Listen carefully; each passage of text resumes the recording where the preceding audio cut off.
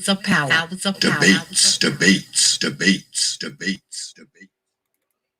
Open your mind, your mind.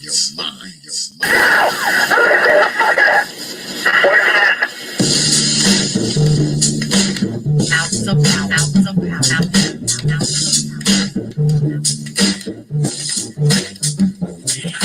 So a community is where you control your commerce, you control your education, you control your house. We don't control none of that. We live in a hood. Well, what about the Negroes that get out? Oh, well, my cousin, he's a multi-millionaire, almost got $1 million. 3 PhDs, working on 2 more. Driving down the street in Chicago, and his Rolls Royce, enjoying himself, and he hit his sirens and looked to the rear and hit his cop car, flashing lights. He squeezed the steering wheel, man. Heart beat fast. Because he knows the price of a Negro, what it could be. And then when that cop car passed him by, he said, thank God he wasn't after you in the first place. That Negro thing you can't get away from. It's universal. They wasn't coming after you. With all your billions, with your Rolls Royce, with your PhD, didn't help. That's the hood. Why do you think you never pick up the paper and read over and over see white families? You think there's thousands of black cops in America. Why don't you see white girls crying? That's black cops got my loved one on the back of the head. Why do you think black cops are better? Think they're more spiritual? Think they're better? No. They got enough sense to know that white folks ain't gonna tolerate it. And I will stop in our neighborhood for the side we will not tolerate. Now, if we were organized, which is hard to organize people who are systems run crazy, you don't know you crazy. But if we were, with the money we have, and the many people who would come to our aid that don't know what it's like to be a Negro, and we said, look, we saying, if we don't get a federal law to deal with police brutality, that any time a cop or anybody carry a gun, have to have a license just like you to drive a car. And if you use it wrongly, you lose your license. And if you go to jail, you can never work again as a cop or a store boy or some private detective. Now, how do you get Congress to protect you? Well, you take your economic power and you call on your friends, black, white, young, and old, and say, this coming Christmas, if we don't have a federal law to outlaw police brutality by law, we call for a nationwide for a private Christmas and start on Thanksgiving. 79% of all retail in America happens between Thanksgiving and Christmas. People did it all year. Lose money just for Christmas, huh? Well, what happened now? Thanksgiving Avenue, Toys R Us, Sears over, Westinghouse. They will get the bill, and all they got to do is make one phone call and say, Harry, Senator, I want that bill pushed through in 3 days. Okay, it's an economic thing. It's that simple. But we have the power, but the system that wipes us out so bad.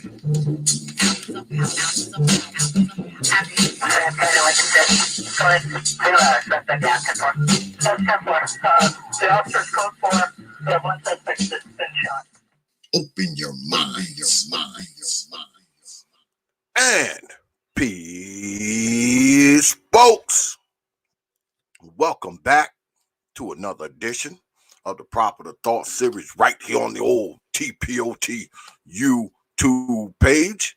I'm your host, X, of course, but you knew that already. That's why your black asses is here. Now, tonight, Wednesday night, y'all know, is debate night. And tonight, We have two very good debaters, Brother Moses, of course, and Brother Amiri will be squaring off in the digital squared circle tonight. And the debate topic will be, should pro-blackness be shown and proved? Yeah, so we got another good one for y'all good folks tonight, as always. But before we get started, y'all know I gotta always start off with thanking you good folks, man, for sticking with me and sticking with this platform and sticking with what we do here. It's always good to be up here with you good folks, man. I appreciate all of y'all. I appreciate your views, your subscriptions, your support, your donations. Y'all support this platform, man, in such a great way. It is beyond belief. I am amazed, flabbergasted at times, because I hear from you often. I get to all your emails because y'all be writing me with debate topics and people y'all want to see debate and all that kind of stuff. So I appreciate all of it, man. I appreciate all of y'all contributions, man, to this platform, man. I appreciate the support. I appreciate y'all supporting this platform, what we do here, man, and ultimately supporting T.P.O.T media and supporting me. As always, man, I'm humbled, I'm honored, I'm grateful, I'm appreciative, man, and I'm thankful to you good folks, man, for how you support this channel, man, and I thank you. All right, so let's get at it. Like I said, Brother Moses and Brother Amiri will be squaring off in the digital squared circle tonight. Before we get started, y'all already know what I'm gonna say. Fans of Brother Moses will not be disrespecting Brother Amiri. Fans of Brother Amiri will not be disrespecting Brother Moses. That's how we do it here. You are allowed to disagree. You are allowed to discuss, but you will not disrespect my folks when they're in my house. That's how we do it. I'm not going to let up. That's how it's going to go down. Now, my moderators, they already know how we do it here. And of course, we got this here I like to refer to as the old T.P.O.T. respectable, making sure my chat room stays respectable. Oh yeah, he's watching you Negroes. He's going up and down, and he'll be checking that chat room all night. So be careful what you write, because the old T.P.O.T. respectable will be watching.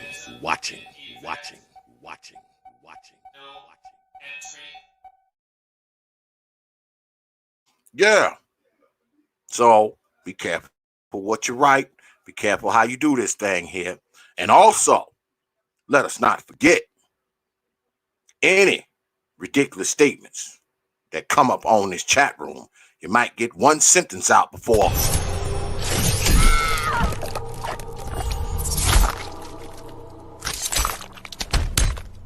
Fatality.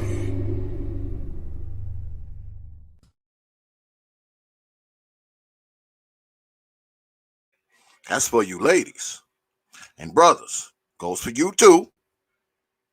You might get one crazy sentence out before.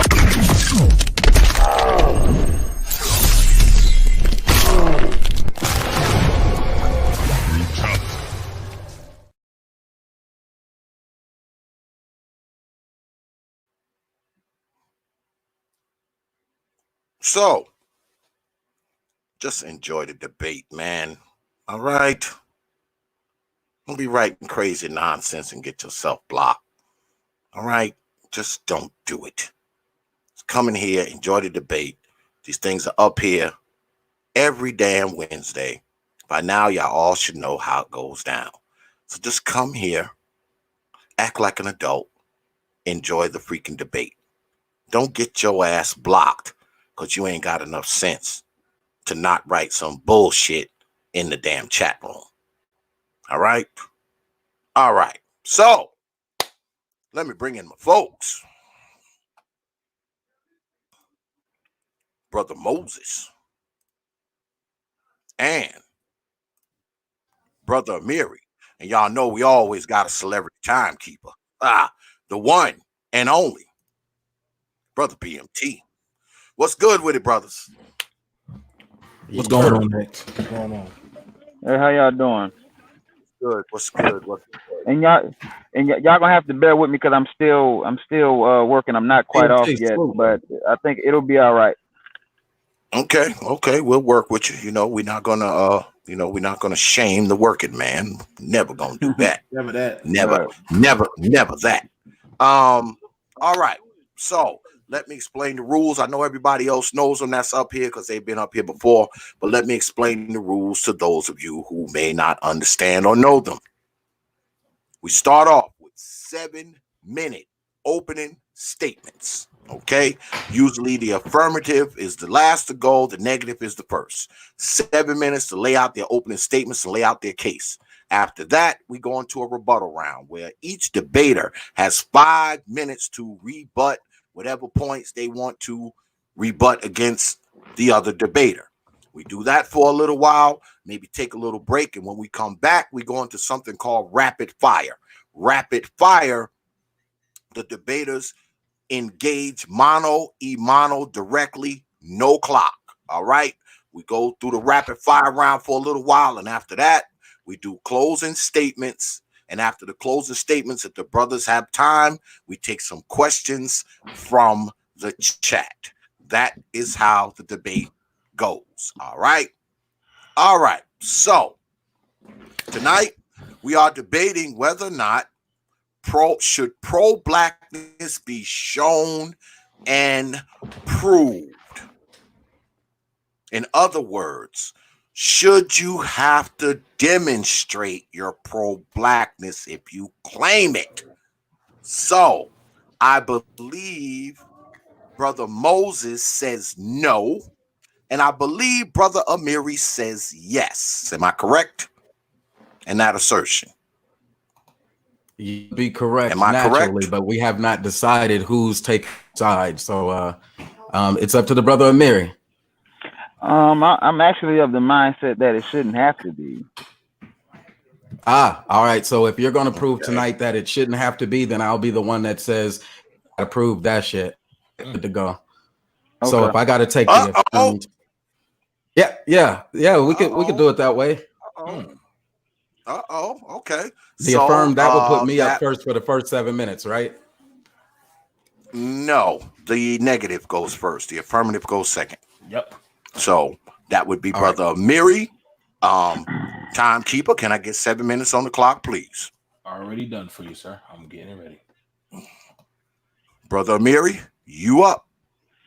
Yeah. Okay. So the question that we're debating tonight is, should pro-blackness be shown and proved? Well, I would say no, and the reason why is because how do we quantify pro-blackness? What does that mean, and what does it really look like? And then once we've come to a consensus on that, who's made this particular person the arbiter of pro-blackness, and whether somebody's meeting that benchmark or not? You see what I mean? So what would be the metrics? How do you show and prove your pro-blackness? You know what I mean? And oftentimes when I hear individuals espouse this type of logic, it's oftentimes it's coming from a place that has more to do with class thinking than race thinking. You see what I mean? Many times when I see individuals talking about their pro-black, their sensibilities are typically geared towards black people who are on the lower end of the socioeconomic spectrum, and they view other blacks who may be more fluent, more socially mobile. They view them as assimilating to whiteness. You see what I mean? And then oftentimes what they do, they peddle internalized whiteness as well. Like this is why you see, like it's common for individuals who would call themselves pro-black to throw around racial epithets like coon, calling everybody a coon if that person so happens to disagree with their position. If a person thinks that if a Pookie and Ray Ray do something, he should pay the price for that, then they'll call him a coon. You see what I mean?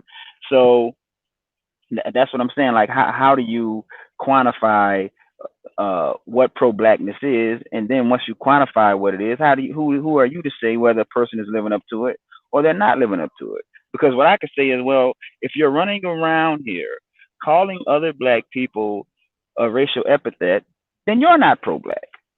You see what I mean? So the bottom line is that it's a subjective thing, and I think it's up to that individual. And the problem that I have is when individuals act as if pro-blackness, quote unquote, is some type of specialized ideology.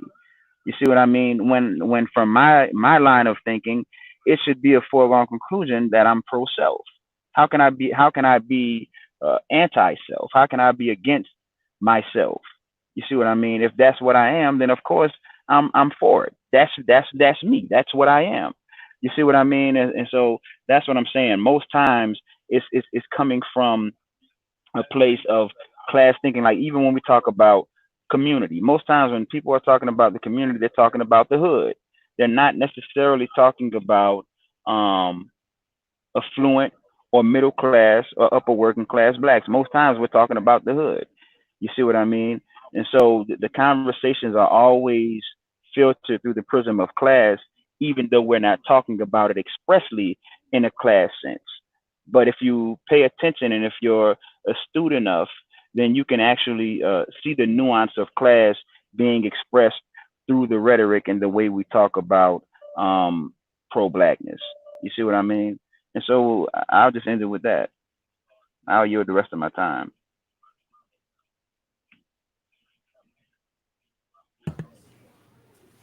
All right. All right. Are you ceding the rest of this time to Brother Moses?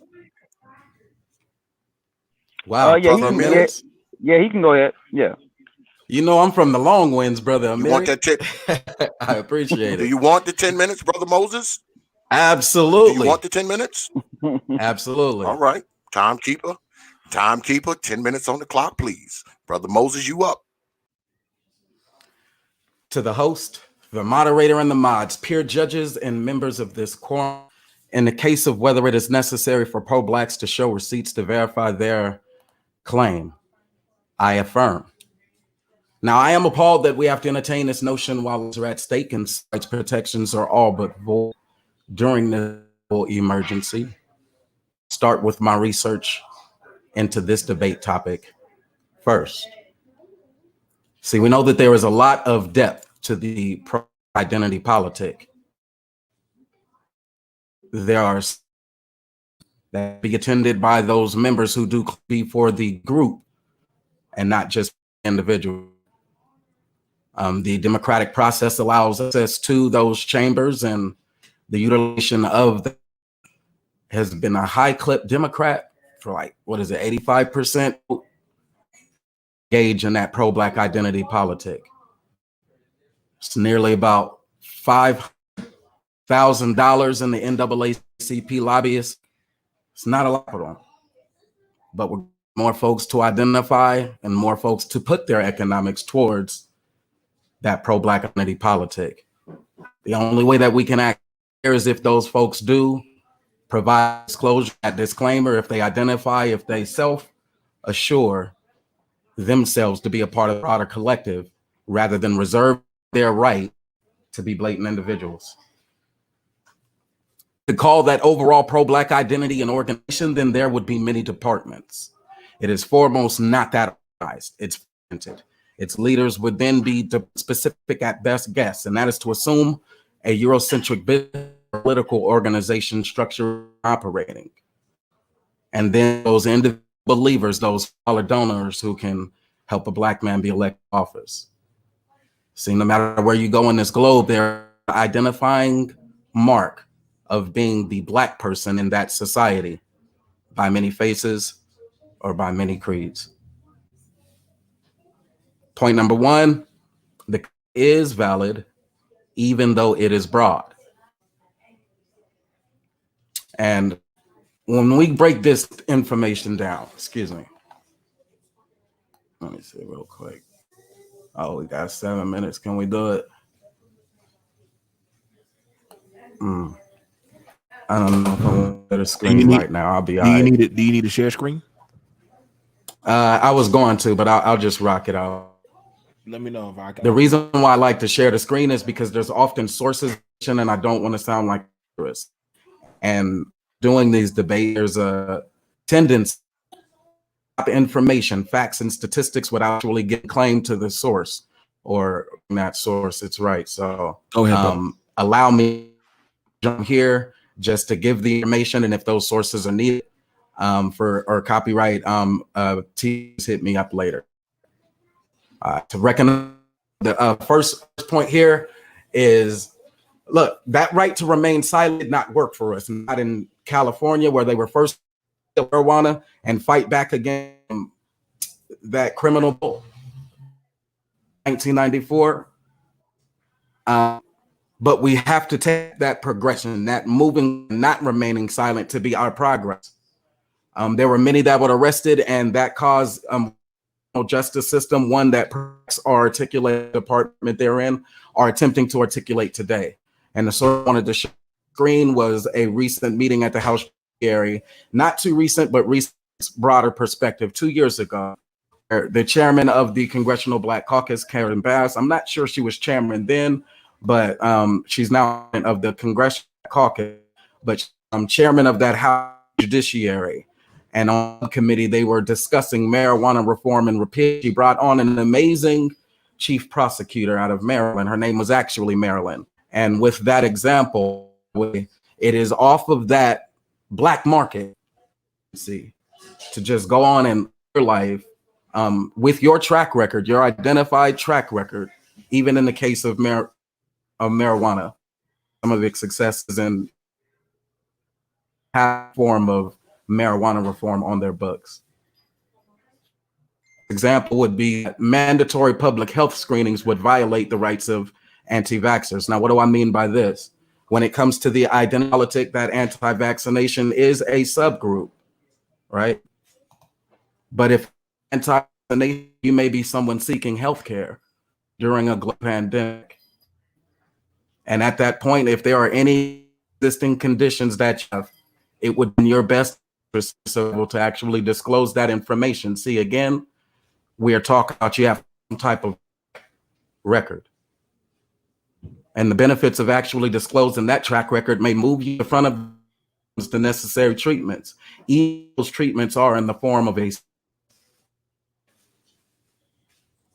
When we asked for cut to check, we were already telling them as look, there were some situations. Let me do that again. We were already telling them, which means we were already disclosing, which is the necessity. This argument is to prove that it is necessary to disclose. And we were already telling them that the condition in the Black community was one that needed restoration. And we were telling them with hashtag, and those who are not a part of the pro-Black identity politic laughed at us. Now we have so many that are sitting here embracing that check and waiting on a check and looking at unemployment rates that are similar to what ours have nearly always been. A lot of data and evidence that I'm going to use to substantiate the claim, but I hope that the listening audience already knows the income, those major statistics and where we're all in those statistics on average. So when I share that information, it keeps it all relative. We had the duty to actually report. We had the duty to actually protest. There in Maryland, it was the Ferguson, Missouri case where another African-American was gunned down by the police. And those people could not just sit within the comforts of their own space. They had to get out and they had to say something. Clock off, or am I going over? You still got 3. You got 3. No, I got you, brother. Go ahead, Rob. So what I'm trying to say here with these last 3 minutes, I want to give those clear points and be resounding throughout this debate. Certain benefits to actually putting it on record, what you do and what you actually believe. Many cases of religious freedoms could only be had if one person claims that religion. Muhammad Ali was a conscientious objector, and so we had to tell them that I object. Now, there was some consequences afterwards, but we know we are going against the damn beast. And while I have the pro-black identity politic that is fragmented, there's still a collective voice, and no matter where you go in this world, you will find somebody who has been labeled, classified as black. For those of us here, it will be even more detrimental. Push away those people who are right on the cusp, who had long endured the assimilation politic for so long, almost had a black moment right there on the job and said, fuck that, me. Because no matter what else they did in that situation there in corporate America, they were going to be damned if you do, damned if you don't, and a catch-22. But yet, we're dying at an alarming rate with 30% of those deaths there. That is a statistic that actually Google that had been attributed to our people. And so while the rest of the society can afford to just sit home and not say anything if they're asymptomatic, we still know that we have an absence or a lack of information to identify those of us who have those chronic conditions. Grandma wasn't going to no hospital, not if she could help it. But in any event, on this debate, I'm going to show that there are some benefits, many benefits. If you are pro-black, go on and identify, show your record. And many of those benefits even go towards those people who are not don't identify to be pro-black. But I'm just focused on us because that is the grand vision, and we got to do. My name is Moses, B1 Brother Moses, B1 Network. So, okay, that's. And I yield the remainder of my time. All right. All right. So now we will go into the rebuttal rounds where each debater will have 5 minutes. We left off with Brother Moses. So 5 minutes on the clock, please, timekeeper. Yes, sir. And I'm sharing the screen so that way they can have a little bit more of a feel of where the gauge at. All right. All right. Brother Amiri, you up? Yeah. Look, I heard everything that Brother Moses was saying, but I don't think that really speaks to to the topic that we're debating tonight. And I think that if someone is going to use black Democratic politicians as evidence of their position that pro-blackness has to be proved and shown, then using these black Democratic politicians as proof of pro-blackness, I think is a fool's errand, because the Congressional Black Caucus has been holding water for every sub-interest group in this their liberal coalition, and for the most part, they have left black people behind in terms of meeting the specific needs for black people, particularly poor black people. You see what I mean? So, that's not evidence of what you're saying, because these people that you're citing, in my opinion, aren't pro-black. You know what I mean? Like they haven't really delivered the goods. What they've done is they've acted as gatekeepers for black votes, and merely just delivering black people as a voting block. And oftentimes they've done it through the identity politics. You know what I mean? This is the exact same thing that we got with Barack Obama. We took all of this pride in the notion and the symbolism of him being the first black president, but when it came to policy and implementing policies that were going to be specifically for black people and addressing the issues of black people, what were we told? We were told that a rising tide lifts all boats, and typically this is the stance and the disposition that comes from these Democratic politicians, whether they be black or white. You see what I mean? So, don't insult my intelligence by referring me to these Democratic politicians. Like, just because they're black doesn't mean they're pro-black. Doesn't mean that their sensibilities and their agenda is in the interest of black people. See, and this is exactly what I'm talking about. If you're going to tell me that you're pro-black, then that means everything that you're doing should be expressly for the benefit and the purposes of black people and the black community. But this is not what the Democrats do. What the Democrats do is they have us as a voting bloc in their liberal coalition, and everybody else gets something, and we get nothing. What we get, what we're told is that a rising tide lifts all boats. That's what we're told. That was the official line that we got from Barack Obama. You see what I mean? And this is why me myself, I've identified my my political stance as being pro power politics. You see what I mean? Because this is what black people said, and I'm guilty of it too. Oh, I'm voting for Obama just because he's black. I'm gonna vote for him just because he's black. I don't care what his policies are. I don't care what his positions are. I'm gonna vote for him just because he's black. But then we wonder why, when he got in office, he was holding more water for the LGBTQ community than he was for black people. You see what I mean? And then you would have these black political operatives talking about, oh, well, Barack Obama couldn't have got elected if it wasn't for white people. Yeah, but he couldn't have got elected if it wasn't for black people, because he didn't get a majority of the white vote. You see what I mean? And this is the type of stance that comes from these Democratic officials and party operatives. You see what I mean? And so that's what I said. Like, we would first have to quantify what pro-blackness is, so we can better determine or ascertain when a person is living up to that and when they're not. And so that everything that Brother Moses was just talking about, in my opinion, doesn't pass the smell test, and it doesn't live up to the metric of what I would quantify or identify as being pro-blackness. You see what I mean? Like, come on, it's not enough for us. It's not enough for us just to share the same skin color. The bottom line is, where do your loyalties lie in terms of developing public policy? You see what I mean? And giving us access to healthcare and all these other things. How about giving us how about giving us some of the power? Pro-power politics.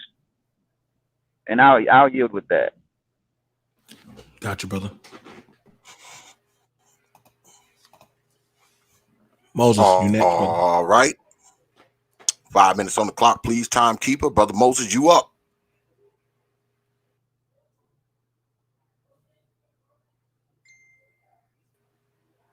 Moses? Can we share my screen? You muted, Brother Moses. Can we screen? Yeah. Yeah, go ahead. Yeah, I'll bring the clock down. All right.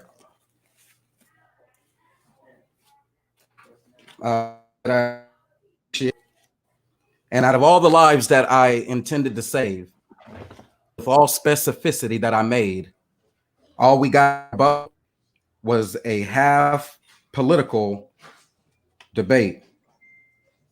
One that includes Barack Obama and his talking point about rising ships, a mention of the LGBTQ, and then the fear of black political operatives. The interesting thing is that he opened up his debate and asked a couple of rhetorical questions. Who would be the one to, and then his first round, he answered the question. He said, who would give, in his first opening, he said, who would be to determine who is pro-black? And by his first round, he had already declared himself authority with the ability to say that that is not how he would identify or quantify someone's pro-blackness. And so while my opponent can be a judge of one, I've given scenarios from anti-vaccination, from elders who would be denied care and how they could save their life, beyond just the politics. So I want that pulled forward without refutation to the end. And since he's already seated the argument about healthcare, I will now go into the politics, because I wasn't random. I was specific in mentioning the two. One being Karen Bass, chairman there in Los Angeles, graphic, one of the Black excellencies, highest median household incomes and home values, deteriorating today, but yes, she does represent that. Well, and there in Maryland, the other pillar, or another pillar from PG County, the actual prosecutor. So Los Angeles and a collaboration with Maryland. And that Maryland is the actual example of pro-black that I refer to. Tokenism, not just a random person. I gave a specific, and that was not discussed by my opponent. And so I will pull that through as well. And I'll continue to that it is broad, but let's be specific. On your screen, the Universal of Human Rights example. Find that. Hold on a second, Brother Moses, through because you're not sharing the screen. Meaning having to be declared. Brother Moses, Moses, you're not Brother sharing Moses. your screen. Yeah, you're not sharing it. Yes, I didn't see it. All right. So how much time do I got left? You got I'm putting you back at 2 minutes and 15 seconds, okay? Oh, okay. Yeah, but you're not sharing your screen. X, I'm go ahead. Can you hear him now, X? Yeah, you got him, X? Okay. Yeah, I can hear you. He's up. Go ahead. Go ahead, Brother Moses. Go ahead. All right. So what would receipt like for that individual expressing their pro-black identity? Well, it would be something like the Universal Declaration of Human Rights. Evidence that we are essentially referring to is the primary documentation of the political footprint of what we as pro-black activism influencing American government and the world. In this case with Eleanor Roosevelt, it was also women who led that charge. The fact is, the Article 22 of the UDHR is a blanket for anyone to identify however they feel, but publicly claim their identity politic, and let alone fewer even be a real judge of what pro-black means. There is at least one article that shows us what it that it is protected. I'm gonna move forward and just say this: everyone does have the right to. Oh, excuse me. Inside of that excuse me, I'm stumbling. Everyone has the right and is entitled to realization of the economic, social, cultural rights. That is a part of Article 22, and it also goes on to say indispensable for his dignity and free development of his personality. And so while my opponent would like to be the judge of what to be pro-black, I think that there are specific documents that would let everyone know that they have that right, that I uphold here, just like I uphold the rights of those who are experiencing the hardships of the coronavirus, those anti-vaxxers who continue that agenda, and let people know, for those who don't want to be mandatorily vaccinated, that you have rights, you have religious freedoms, you can be a conscientious objector. And for those who do believe that they need therapy or treatment, that they also have rights as African Americans to not be denied health care during a global pandemic. Thank you. Oh, but they have to declare up and say, yeah, but they have to establish that track record. My opponent may not believe that that's on topic, but once you break down this title and look at it again, you will see that it is well within my grounds, as the definition was not in that very first round, inclusive of all topics related to disclosure. Thank you. All right. Timekeeper, can I get 5 minutes on the clock, please? Yes, sir. Brother Amiri, you up? Yeah. Well, I'm pretty sure when I opened up, I mentioned that that pro-blackness would be something that's subjective. And so it would be up to each individual to ascertain a person's fitness when it came to whether they're pro-black or not.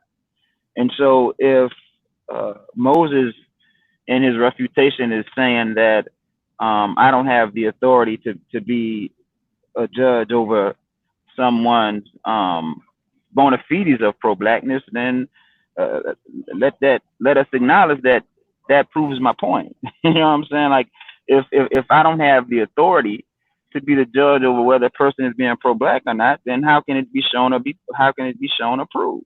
It's going to be subjective, up to each individual person.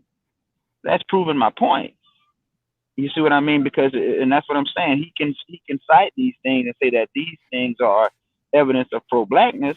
But what I'm going to tell you is that it from my view, it's not. And so from his vantage point it is, and from my vantage point it's not. So how are you going to prove something That's not based on objectivity, but is very much subjective and is a matter of perspective. You see what I mean? And so you just end up with what you started with, you know. And then when I mentioned Barack Obama talking about a rising tide lifts all boats, this has pretty much been the disposition that the Democratic Party has taken when it comes to the specific issues and challenges that Black people face.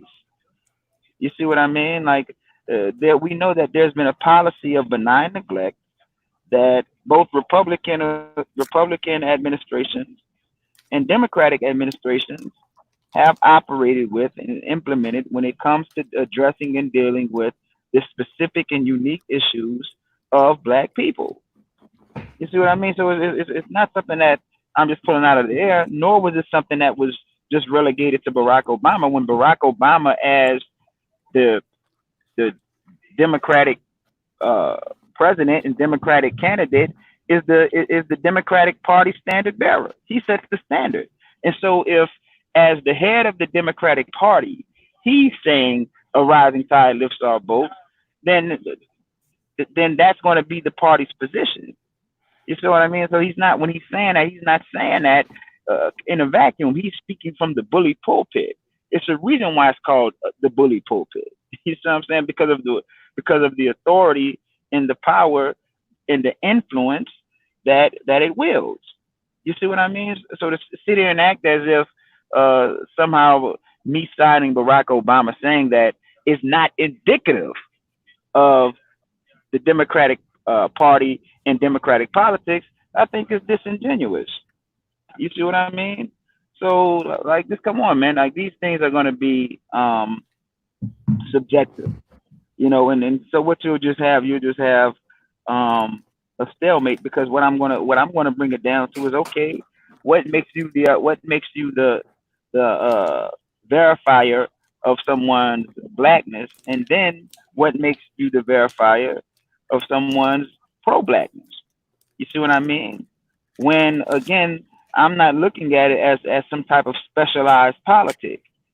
Like, for me, it's just something that's standard. I don't have to go around announcing that I'm pro-black and I'm B1, like, and all this other, like, we get into silly season with that. You know what I mean? Like, I don't hear Asians running around talking about I'm pro-Asian. You know what I'm saying? It's just a foregone conclusion that I'm going to be pro-self, because self-preservation is the first law. You know what I mean? But we'll sit here and we'll act as if pro-blackness is a specialized politic when it comes to Black people, and the reason why is because really it's a manifestation of class struggle, intra-group class struggle in the Black community, because what we essentially have is two Black Americas, and I'll yield at that. Okay, got the right. What do you have left, brother BMT? He had 31 seconds. Okay. Are you ceding that time to Brother Moses? Are you ceding that time to? Yeah, sure. He can have it. Okay. I'll Timekeeper. Can I get 5:31 on the clock, please? Mary's being generous as hell. Well, I'll tell you right now. Yeah, man. All right, now we're gonna get this out there then. All right, 5:31 on the clock. Brother Moses, you up. Go on and share that screen too when you want to. So what I'm talking about is the legacy being carried forward, the actual work, and the actual receipts. And now I think that it's important that we continue to stress this point. We need to see receipts. There was a legacy. I would say that legacy is also continuing, and we have a need there of actually really telling the story of these African-American pioneers. So in this case, it was Mary McLeod Bethune. I can never really say her name right, but it is I respect. And some would say McLeod, some would say McLeod. It just depends on which part of the you were raised in. But now her story is very interesting, right? And so I would recommend that you go right there to Bob.com if you want to read this on your own time a little bit later. But it's the same cotton pixie led at some time in becoming an influencer. One of the major things that she was trying to push for was anti-lynching legislation. This is the same woman who then encouraged and influenced a friend of the Roosevelt Universal Declaration of Human Rights was actually signed. And so that is the actual receipt that I brought in. We know that from the 40s to the 60s by that man right there, Martin Luther King Jr. Now, this is where the tactic actually changed, but it is receipt for us to really uncover what was the political strategy that beat the hell out of this integrationalist campaign. We want to see those seats was the actual information that was shared at the time. So while we can divert these in a way from what the real issues are, like half of lower income Americans were household job or wage loss due to COVID-19, the deteriorating state of our economy, which is right 4.8%, and then even the knowledge that health concerns from COVID-19 are much among blacks, then we might want to get back focused. Why? Because we still have work to do. Instead, we want to throw people under the bus. We want to put them under the heavy scrutiny law.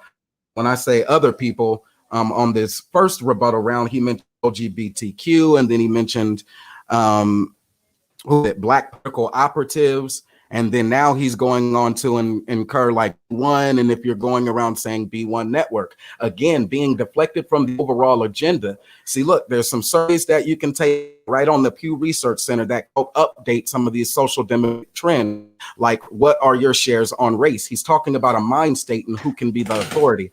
I tell you, it's the Universal Declaration of Human Rights. And he says, no, each individual, to each be the judge. Would you rather have a global document signed by over 165 nations as the source, or my opponent? I know where my opponent stands on many things that I believe in. And so if I have to continuously run my information by him, then of course I wouldn't want to report. But if it's something like this, healthcare, something like this, housing, something like how do we get against redlining if we can't get those banks to release actual interest rate and its impact over time? Look at the median household, and we can actually look at the difference of what we were and what others were paid, and we stretch that across generations. It's going to take somebody to actually have it reported. That HR Bill 40 was another incidence of saying, look, we need that data, we need that information. New York finally published. Connecticut was one of the race-based data. Los Angeles is another to push race-based data. And that's going to be important, again, as we continue to assess this global pandemic. He could run from that by hiding behind his hearing by the word Obama or the name Obama and run from that as a real talking point. But him as a source, I put up my source. It will be up to you all as the audience members to determine was better stated, claimed in this authority. Now, I also remind you again, that in the beginning, he asked those rhetorical questions, who would be the judge? And then by the second and third, by the first rebuttal and the second rebuttal, he's already declared that he himself is that source. I disagree. And that would be up to anyone there who's going to be a peer judge in debate to determine. It's plain and simple. We have that human right. We're to the same benefits as, let me point it out one more time, the Universal Declaration of Human Rights actually alluded to. It says everyone has the right and is entitled to realization of their economic, social, cultural rights. I let that be the authority rather than just, and I let the influence that this article was actually written by pro-Black be my source, my evidence, and my logic as to say, look, we got to do better. And in order for us to do better, we're going to need us. Walk around beating my chest. I'm pro-Black. Probably not necessary, maybe just an exaggerated claim. But the fact is, we have work to do. And in order to get that done, we need more people to say they are for, against progress, Black power, and economics. Let me see how much time I got left. You got 29 how much seconds. time we got left? 29 seconds. 59? 29. All right. You always had it. Go ahead. Go ahead, man. And so let me do the here's your views on race. Well, we expect that it's not Black people, but we would expect that Black people should, at least the majority, share your views on race, even if the Asians and everybody else he mentioned, those other groups, don't expect us to actually share that sentiment and to turn out with numbers when it comes to that. No tokenism. I gave you the actual medical marijuana reform, that progress. And so it wasn't generic, it was specific. He should debate those points.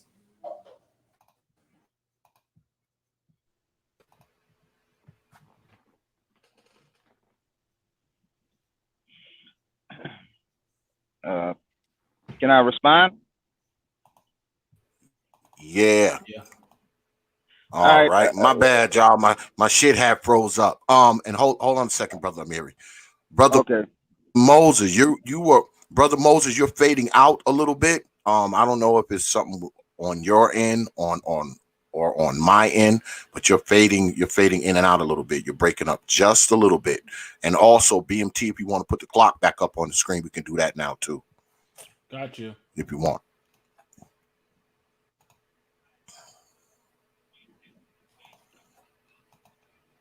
Done. All right. Yes, sir. 5 minutes on the clock. Brother Amiri, you up. Okay. So I guess what he's saying is this document about human rights or whatever is I don't know. I'm still trying to figure out what that has to do with what that has to do with the topic of discussion, man. I'm really lost trying to follow his logic and his reasoning. But one thing I do wanna attack here is he keeps mentioning this marijuana reform bill, and somehow that's something for black people. Like, look, man, all black people don't smoke weed. You see what I mean? Like, I could choose to take offense at you telling me that as if that's somehow proof positive of a person being pro-black because they introduced a bill to reduce you know marijuana sentences. Like, come on, like, white people smoke marijuana just as much as black people. We may be disproportionately in jail for it, but they smoke it too. So it just stands to reason that they would benefit from that law. You know what I mean? So again, no, man. Like, where's the beef? Where's the reparations bill? Where's that? The reparations bill specifically for ADOS Black Americans, man. Where's that? Like, if you want to give me something that's going to be the authority on a person's pro-blackness, let them introduce that and then vote for it. Don't give us this horse and pony show about some damn hearing on Congress where you're going to explore reparations for black people. Well, we'll look at it. We'll have a conversation. But yet here it is. They've already passed LGBTQ reparations bill. So, like, come on, man. Like, you rolling back time for people who gotten arrested or been sentenced to jail for marijuana. That's not doing black people a favor. And to sit here and peddle that as if you are doing black people a favor is offensive. It's offensive. Like, what is the implication here? The implication here is that somehow that the stereotype is true that we just smoking weed. Like, come on, man. No. Where are the specific policy positions that are going to redistribute wealth back into the black community, back into black hands, the hands of black men, women, and children? If you're going to give me some type of evidence as proof positive of your pro-blackness as a Democratic operative, as a politician, then surely that would be it. But again, this is what I'm saying. Every time it comes down to brass tacks, when we start talking about money, because money is power in a capitalist system, we get this runaround. We start hearing about healthcare. We start hearing about all this other stuff that ain't got nothing to do with the price of tea in China when it comes to alleviating what's affecting disproportionately affecting black people, and that's poverty. Socioeconomics. We need money. So I'll give you that. I will cede that point. If there is any evidence or proof of a person's pro-blackness, show me the money. I'm on some Jerry Maguire shit. Show me the money. All this other stuff like that they're talking about, I don't want to hear that, man. Show me the money. It's about money. You know what? And we have not seen any policies specifically coming from the Democratic Party, who claim to be a friend of the Negro. We haven't seen any policies that do that in a real way and in a direct way. Anytime we start talking about economic redistribution of wealth, many of these political operatives and many of these presidential candidates, they start stammering, stumbling over their words. I don't know what to say. It's all we get the runaround. You know what I mean? And this is how black people have typically been treated on this Democratic plantation. But you're presenting me this stuff as if it's somehow evidence of people's pro-blackness. Like, come on, man. No, with healthcare, that's a given. Like, that's not gonna. Everybody should be entitled to healthcare. That's not something I'm talking about. Give us some money as black people, specifically for us, because of our unique predicament and the legacy that we've labored under in this society. And I'll yield the rest of my time. Okay, got you. That is 15 seconds you yield. Do you want to give that to over there to Moses?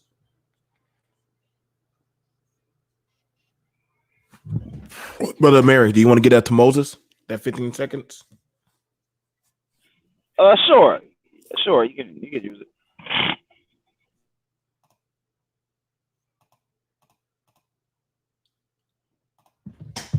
Moses, you ready?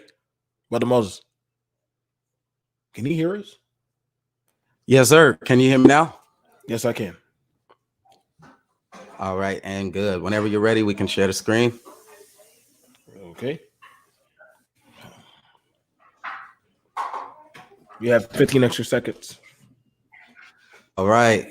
And so it only took 3 actual rounds to actually get my brother here, Brother Amiri, host of the Great Black Liberators, to seed the point.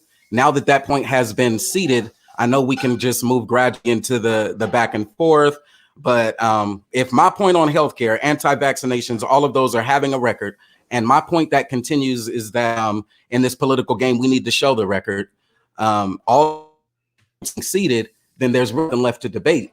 Started off saying, no, it wasn't necessary to see that record. And then by that third rebuttal, you don't even need to pay it back. By that third rebuttal, then contradicted and said, yeah, show me the money, show me the reparations, show me the other bills, show me as much as you want to show me. And so he's identifying with one of those pro-black identity politics that's need to hold our leaders accountable. And when we hold our leaders accountable, then we still only have this same representative group that has bitten the apple of capitalism.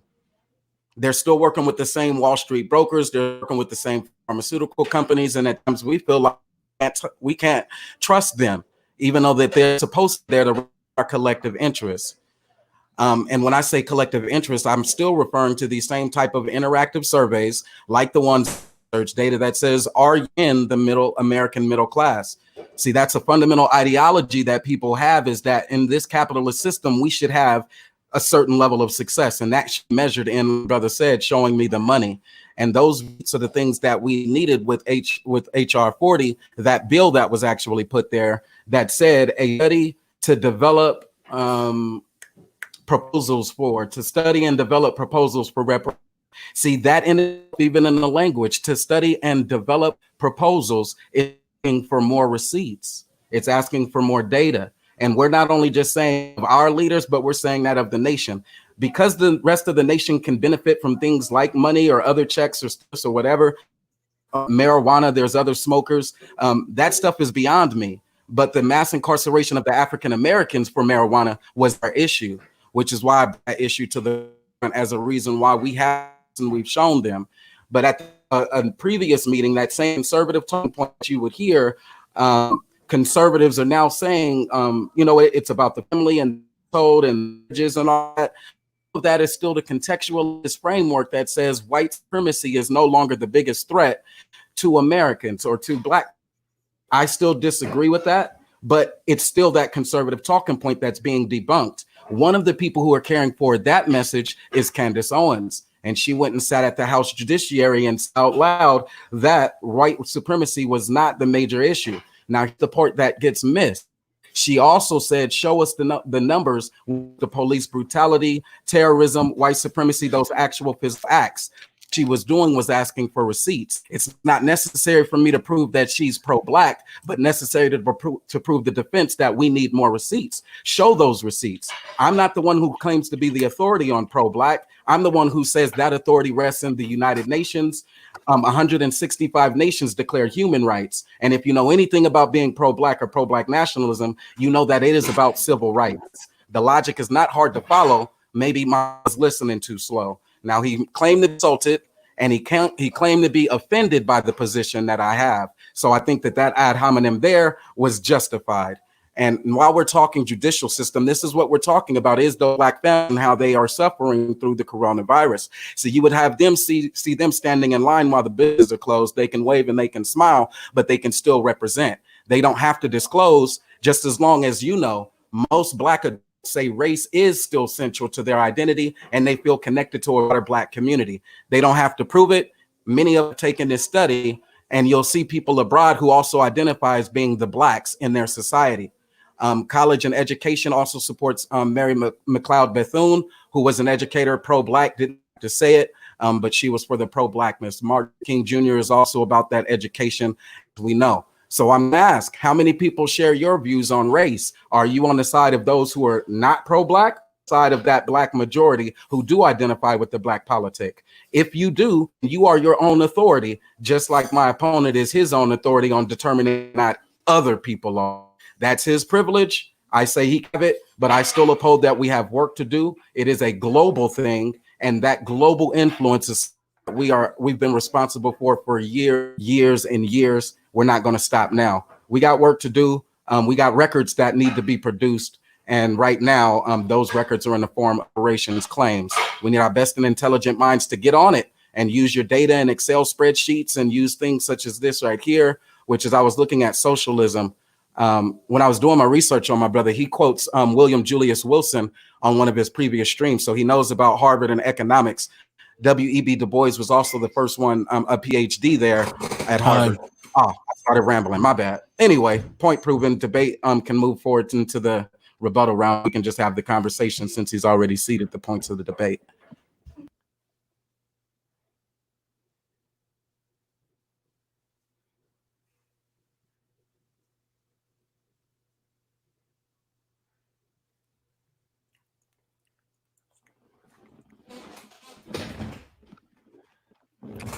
X, brother X.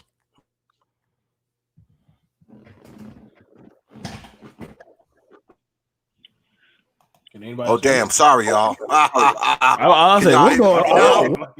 I know I'm sober. Like, God damn, what's going on?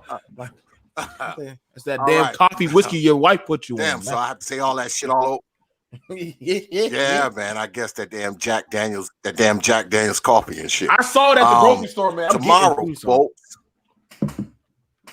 Get that shit, man. Delicious BMT. It's that shit'll have you hooked, boy. I'm telling you, that shit will have you hooked. Tomorrow, few programming notes for tomorrow. I don't know if y'all know about this already, but I'll probably be talking about it at the end of this debate. But I want to talk to y'all about it now. Tomorrow, the one and only T.P.O.T. Media will be going head to head with none other than these old mamas. Yeah. Tomorrow, we're going to have a mama or two up here, and they're going to be, I guess, challenging, my whole these old mama thing or whatever. I actually got an email today from somebody who said they want to be part of it as well.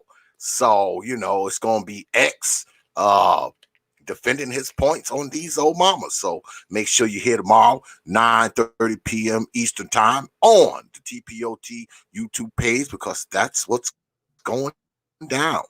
The title of the show is Are We Wrong About These Old Mamas? So make sure you're here tomorrow, boy. Tomorrow gonna be fun. Tomorrow gonna be fun, folks. Gonna be fun. So we're gonna take a little break, about 5-6 minutes. All right. Make sure you hit that goddamn like button. And if you're feeling generous, go ahead and hit that Cash App as well. I will see you folks on the other side of this here break.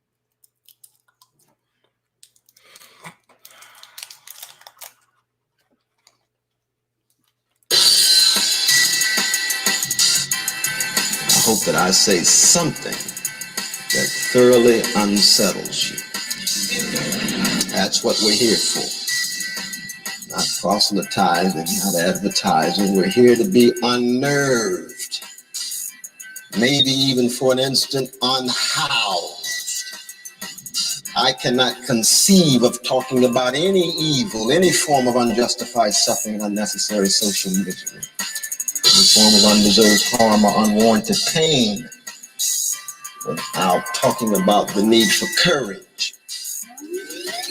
What I love about Socrates, his flat nose, pop belly,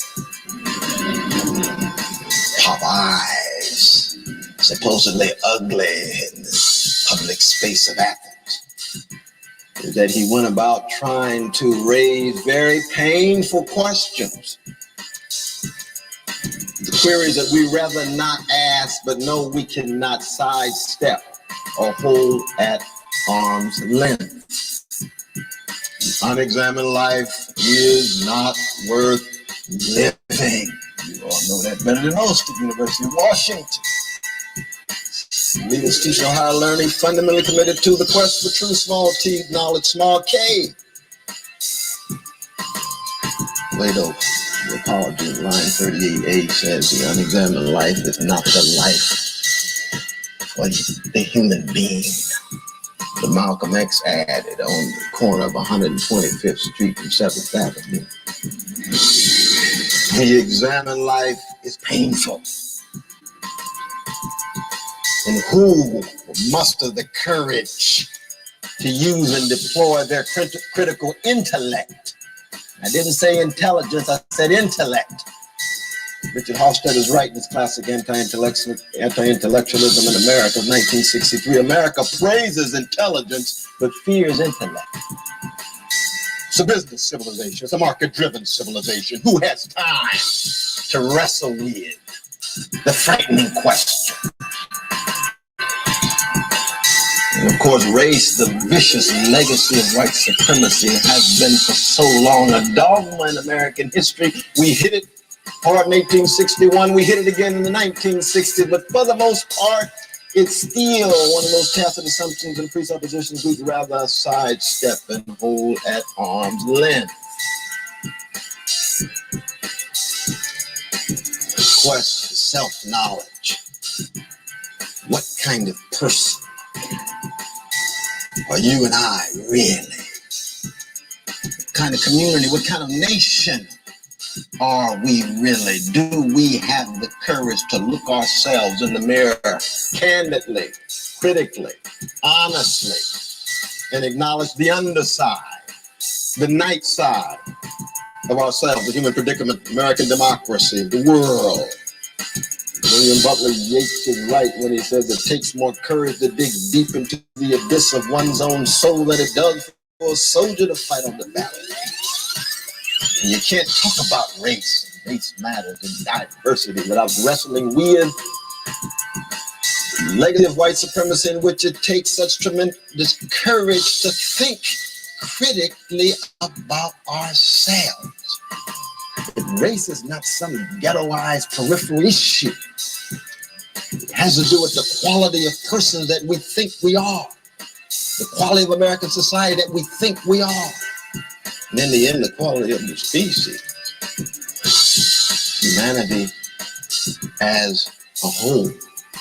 Now, I'm sure many students here at this grand university will never forget those moments in which you look closely at your assumptions and presuppositions and recognize that your worldview rests on pudding. That's one of the differences between education and credentialization. That's one of the differences between acknowledging change, transformation, metamorphosis as a result of critical thinking and critically engaging the underside of who you are, who you are, who you are, who you are, who you are, who you are.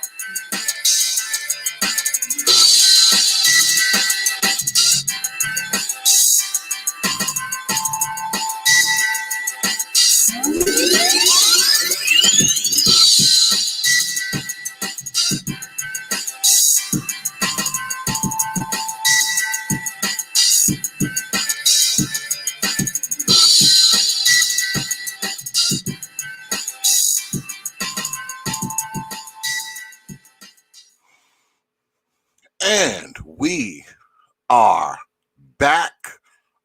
As you know, we have now entered the rapid fire round where the brothers get to engage directly. No clock, mono, mono. I know this is what y'all was all waiting for. So we left off with Brother Moses. So, Brother Amiri, pull the trigger. Rapid fire. Well, I think it's presumptuous for Brother Moses to declare himself the winner of a debate, and then at the same time feel the need to launch an ad hominem. And we all know what they say about ad hominems in terms of debate. That's something that you do when you feel like you're losing a debate.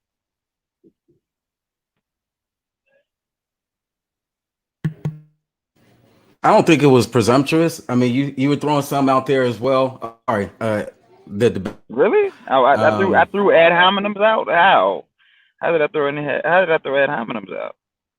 Yeah, because the debate is should blackness be shown improved, and you're talking LGBT. You're talking about and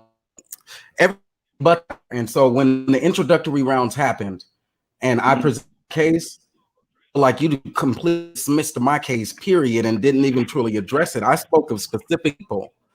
And so the debate, I feel like it should have been about them. Instead, you rebutted inclusion of other groups. On a pro-blackness debate, it seems like your rebuttal should be more directed towards them, or it's an outright dismissal, deflection. And you said it insulted your intelligence. I thought it was an insult, but I didn't say it. I just went on with the debate and with the information. And so, yeah, those were the ad hominem attacks so I threw a lightweight shot back and saying, well then you're not really pro-black. See, and this is exactly what I'm talking about with this democratic struggle. If you're sitting here telling me about the inclusion of other groups, I don't care about the inclusion of other groups. I'm talking. We're focused specifically on our group, which is black people, and this is exactly what happens. But in this democratic, okay, but even I didn't take a shot at the LGBTQ community. What I'm saying is that the LGBTQ community rests on the shoulders and backs of black people, because if it had not been for black people voting for Barack Obama simply because he was black, there would gay marriage would not even be a thing right now if it wasn't for black people. But I can't even criticize that transitionary statement. What's that again? How it was communicated, missed that. I was taking, so when it came out, I got the first part, but didn't get that transitionary statement or connect LGBTQ, that character or celebrity worship effect. You were saying the same thing that got Obama elected, that same personality of just voting for a personality of being a problematic. It wrong though.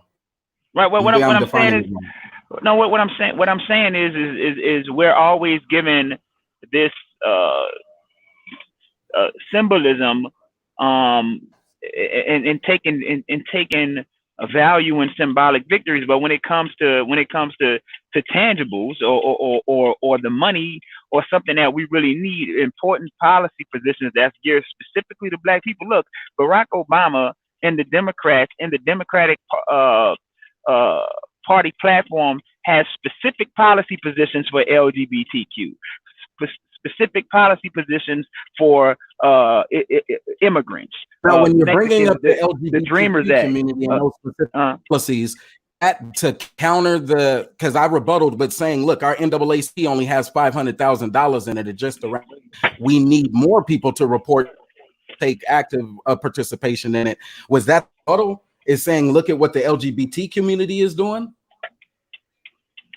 No, what I'm saying is does the Democratic? You also brought up other groups like the Asian. You said they don't walk around saying I'm pro-Asian, and so right. Yeah, because what I'm saying is to go to those other groups rather than having a debate specifically about people who are up. I brought up Karen Bass, who is the Congressional Black Caucus. Right. And what's her specific policy? Karen Bass, dismiss Well, no. What I'm saying is, what is her? She's a part of the Democratic Party machine, and so what I'm asking is, what is her specific policy position for black people?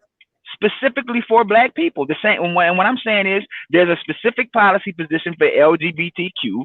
There's a specific policy position for illegal immigrants or immigrants. You see what I mean? They have something to offer them. They would offer them comprehensive immigration reform where these illegal immigrants will have a pathway to citizenship. When it comes to black people, they never do that. They never do that for us. They always say just vote for us because we're black. Like when you look at the topic and beginning of the debate, I didn't know which position I was taking. I assumed this. I gave it to you. Which side you said we're going to be taking? Right. Which side did you say? I said I was going to take the side that it doesn't have to be proven or shown. And then now, what are you asking for? I'm asking for a specific policy because you're the one who's telling me these people are asking for it to be proven and shown. Why are you debating that it should be and shown and then using a rebuttal that says it should be? Because you're the one. You're asking for my opinion. You're the one who said these people are pro-black. You said they were. I never said they were. You said they were. You said those people were pro-black. Didn't you just mention Karen Bass? You mentioned, and what I'm saying is you mentioned all of these Democratic Party. You mentioned all of these Democratic Party officials, and what I'm telling you is, I gave you two primary cases. Okay, you would see that's the actual debate. Even if I go by my personal ethic, if I go by my personal ethic, they don't measure up. Is what I'm telling. What I said was that it's subjective, because because you're saying they are, and I'm saying they're not. Right. All shown to be influenced by pro-blacks. So, what is your opinion then? My opinion on what? With all of this, because right now it still sounds like we're addressing the ad hominem. You said it was presumptive this was over. So even in this rebuttal round, this rapid fire, you're saying we need to see those receipts. You're asking for, which means you're disproving your claim, which is that it's not necessary to have receipts. And you're disproving yours because what you're saying is I'm not. You're saying I'm not the authority. I told you it was going to be subjective.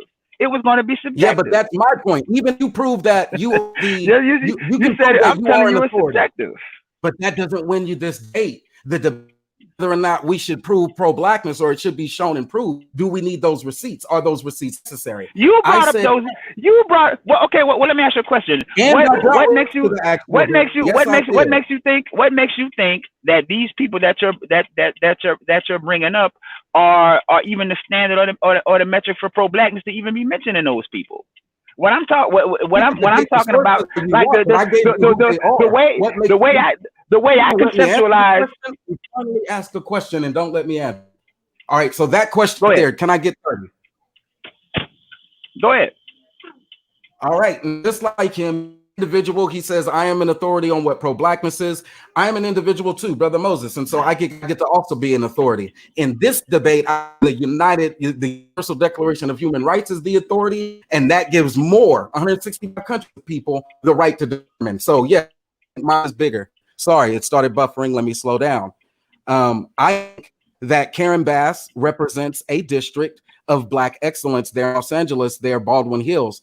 Has been some deterioration, I said earlier, as well as the other in Maryland, and their actions of getting marijuana repealed through the legislature and into the House, that pro-Black measure. Why? Because of the incarceration rate, this disparate incarceration rate against African Americans. So for those African Americans to push an agenda that helps freeze more Black men, that crime bill, that is the I used as real facts in this debate, and that's why I said it was pro-Black. But you don't. Go ahead. But you don't see how that's a class issue. I told you that, and that's what I'm talking about with this pro-Blackness, which is why I don't subscribe to it. Because what about the millions of other Black people who don't smoke weed? What about them? So you're leaving. This is what I'm saying. Right. So this is what I'm saying. Just like people don't smoke cigarettes, but how do they benefit? But it doesn't matter because if you're only going to focus on these people who are the least of us in I terms of didn't focus on the least of us. That's but not my that's argument. yeah, but that's my argument, because what I told you was the entire position I'm coming from is that pro-blackness is not a specialized politic. It's merely a manifestation of class. And you're proving my point by even presenting me this marijuana bill. There are millions of other black people who are upper class, working middle class, and they never smoked weed a day in their life. So that marijuana bill doesn't mean anything to them. What about them? What about those black people? Yeah, so they can benefit taxes. And then to carry on that point, the William Julius Wilson, that Harvard is the one that I got cut off on my last rebuttal round. I brought that as the source for the same you're that it's more about class than it is about race. But I also disproved that by giving information that says most blacks identify with it as being important. That was the Pew research. So I've actually debated it, brought facts, and I shared my screen with the content, not knowing which position I was going to take the contest. So again, I'm doing and giving you good sources. No, that's a socioeconomic issue, because black people who tend to be more affluent and tend to hold on. Black people who tend to be more affluent and who tend to be up on the higher end of the socioeconomic strata, they're not as race centered in their thinking, and that's even true. That's even true with white people. The reason why most black people, hold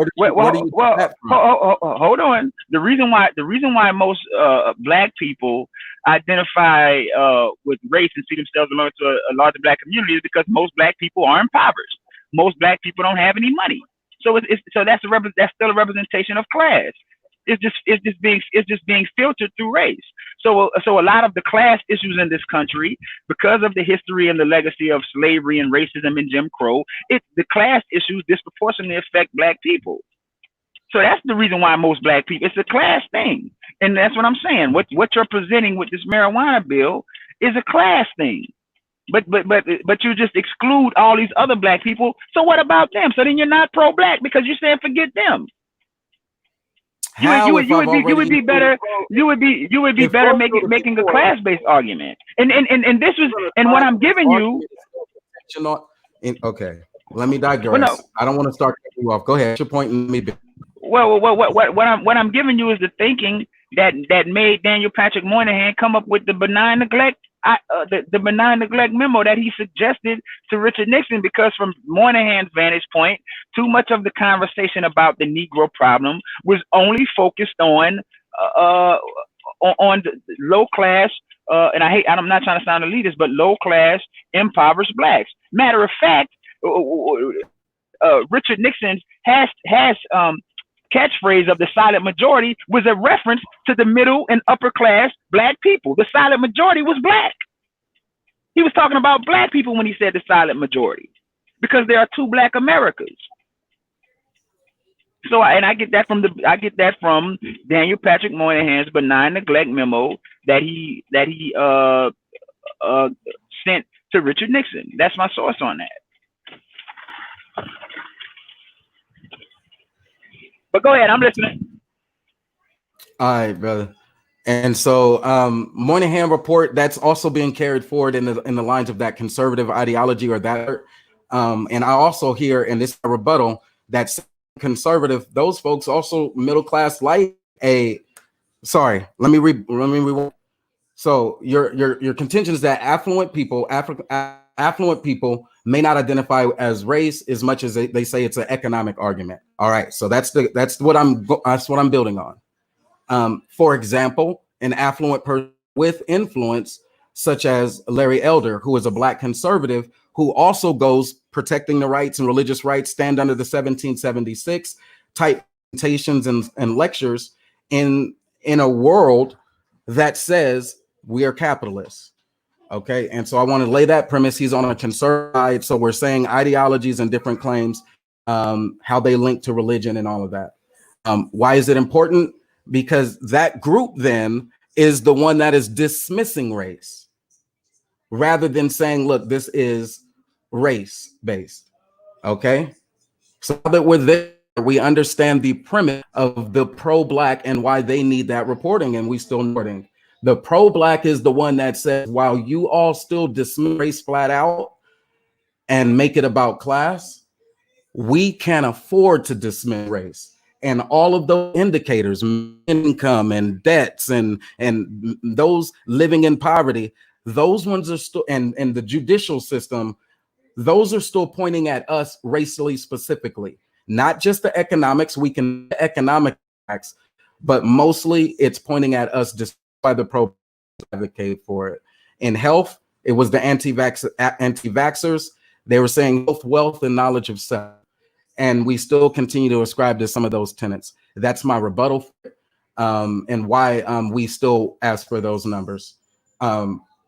All right, next point, or is there any other points of contention that you actually had?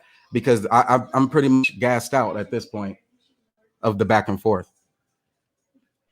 I mean, I can share my screen because I got one more way that we can actually discuss it, but it's with a question for you, and it is about economics.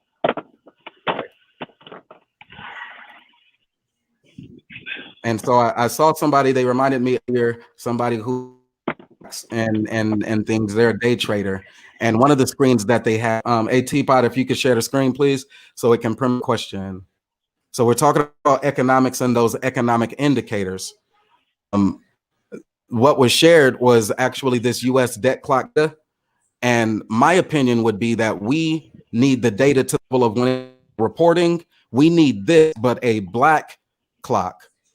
And all of these key indicators and things, this is how it came and how to this extent of reporting I would like to see.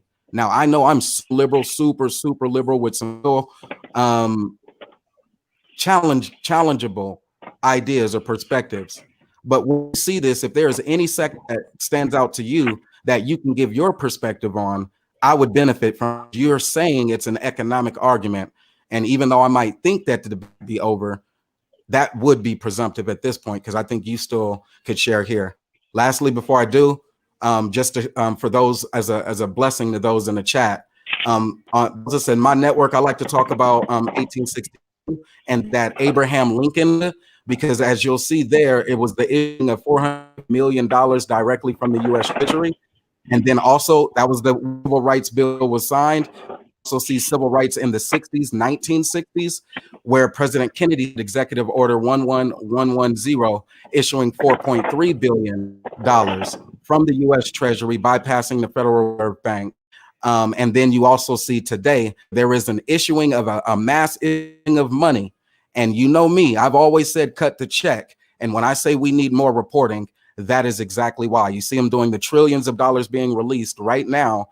And when he goes to talk about the economic impacts, I think that's a good case for reparations right now live. And so if there's any of that you would like to build on, go ahead, or I can just stop sharing the screen. I think you get the premise. Yeah, I get the premise, because I can't really read it. It's the writing too tiny. So I mean, I'll yield on that point. I mean, it's about money. We need money. I'll just leave it at that. All right. Let me see. Did I want to speak to it? All right. And so when he says, how do you quantify pro-blackness, then I would say you can look at the household assets, which is the green one on the left. And we are just a part of this total sum. This is over $114 trillion, and this is the actual receipt. But as you see here, it is declining by the hundred thousands every second. Household assets being impacted. The next one is the U.S. total national assets, which is, national parks and everything right now. We know many were closed for a while, but this is the true government impact. Now, how do we fare when it comes to assets? We already know that the challenge is that the black household has very limited assets. So to see this declining ought to be even more alarming. Where is it going? Where you all see here, Social Security, we're in a global health pandemic and people are getting sicker, they're prepping up. You see Social Security or our ability to provide care for our elders. Now that one is declining. I mean, that is also increasing, but that is the debt. Medicare liability is another debt that's increasing, which is our ability to even provide for our children. U.S. unfunded liabilities, which is the combination of both of those, will continue to go up.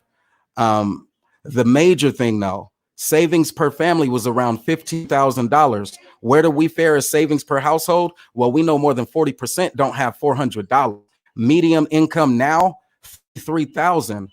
Below that, that is hardship. If that's our people, we have to continue to post those receipts and stay adamant. And in fact, the declaration for reparations need to be resounding even right now as they're continuing to cut that check. That's my opinion. Those are my facts. Those are my sources, as stated with respect to the host and to the platform.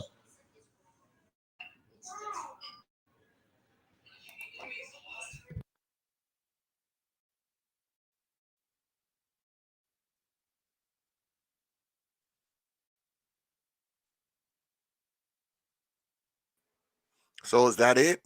Is that it for the rapid fire round? You brothers finished? Yeah. I mean, I am, because I'm still working, man. So I'm kind of preoccupied. You know what I mean? So thought I was gonna be done by now, but I'm not. Well, we'll go into closing statements then. We led off with Brother Amiri, so we'll lead off with Brother Moses for closing statements. Let me bring my timekeeper up in here. All right, and with respect, can I have 7 minutes on the? Go ahead, Brother Moses. All right. And then with respect to everybody that was able to attend today and those who will be catching it in the restream, thank you as well. Brother Moses, my channel, that information is accessible, but I'm going to share it before I leave. Feel free to join me there. Salute to the host again for hosting these exchanges. This debate was tricky, right? Because there are strong cases to be made for either the protection of privacy. Am I bored, Brother T.P.O.T? Damn, am I bored, Brother T.P.O.T? Yeah, you're breaking up. You're breaking up quite a bit. All right, give me 1 second. Yeah, you're breaking up. Hey, y'all, I'm gonna need to turn off your electronics right now so I can finish out this debate. Appreciate it. How now? Go ahead, Is it stop coming the clock. Clear? Stop the clock, Brother BMT. Oh no, that's family. It's all good. Keep the clock ahead, rolling because it's also a representative.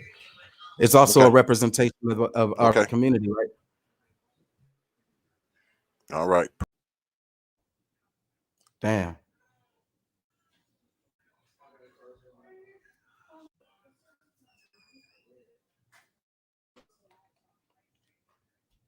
Damn.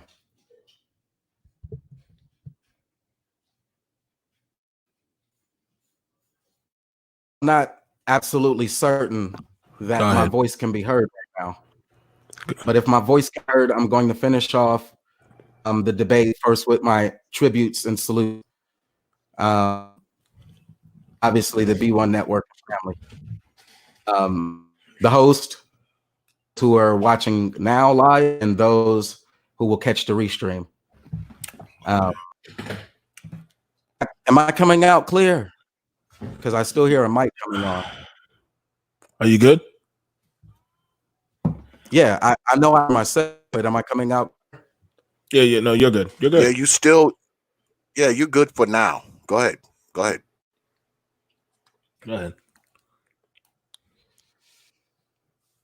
Okay. Go ahead. And so again, while the claim may be one of individual right to judge versus the collective benefit of rights, I ascribe that the higher authority is one that represents the bigger number. And the bigger number also includes that individual. But if you measure it only by the single individual, rather than the bigger number, then you'll be missing the premise of economic, social, and cultural rights, indispensable for dignity and the free development of personality. In Universal Declaration of Rights is pro-Black Mary McLeod Bethune, who influenced all the way up to the White House. And I use that as my receipt and as my standard.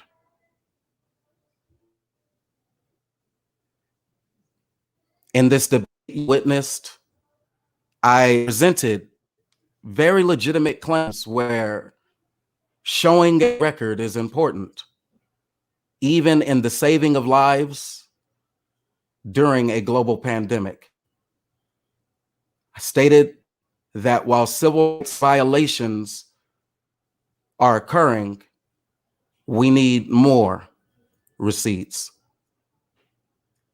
And was my position that there are many areas that we need these receipts in, because it was my job to prove that we need that track record. How I defined it, and I held that position. First, second, and third puddles were on a political element. Forward again, all of the lives as a sense of religion. And then move into choice of anti-vaccination during a global pandemic. And that those not vaccination may be forced the vaccination even before our legitimate claim to the marijuana industry has made it through the House. While we have African American prosecutors pushing for prison reform and criminal justice reform, collaborating from their center of Black excellence across the globe, or our nation rather, to Los Angeles, leveraging the politics of the president of the Congressional Black Caucus to present to the House Judiciary on that reform. Those receipts went unchallenged. And so I brought in those receipts to an example of economics, since my opponent's argument was it's economics, not class.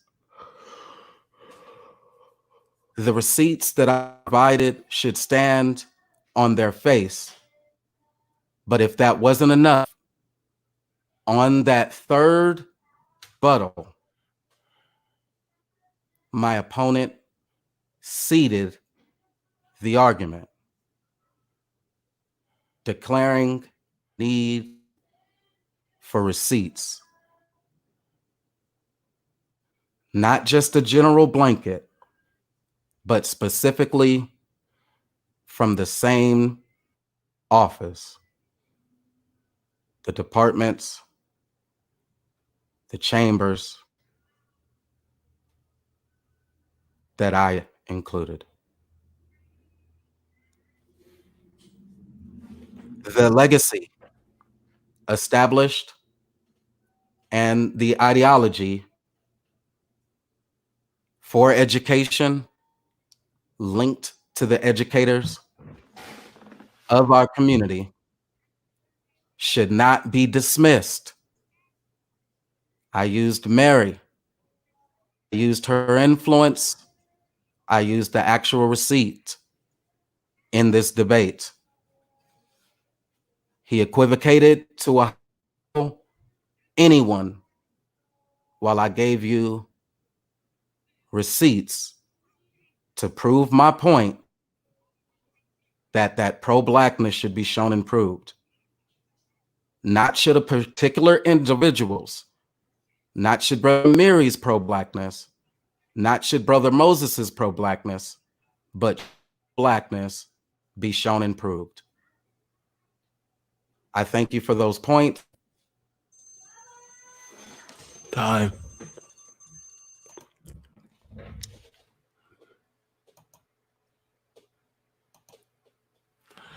Brother Amiri. All right.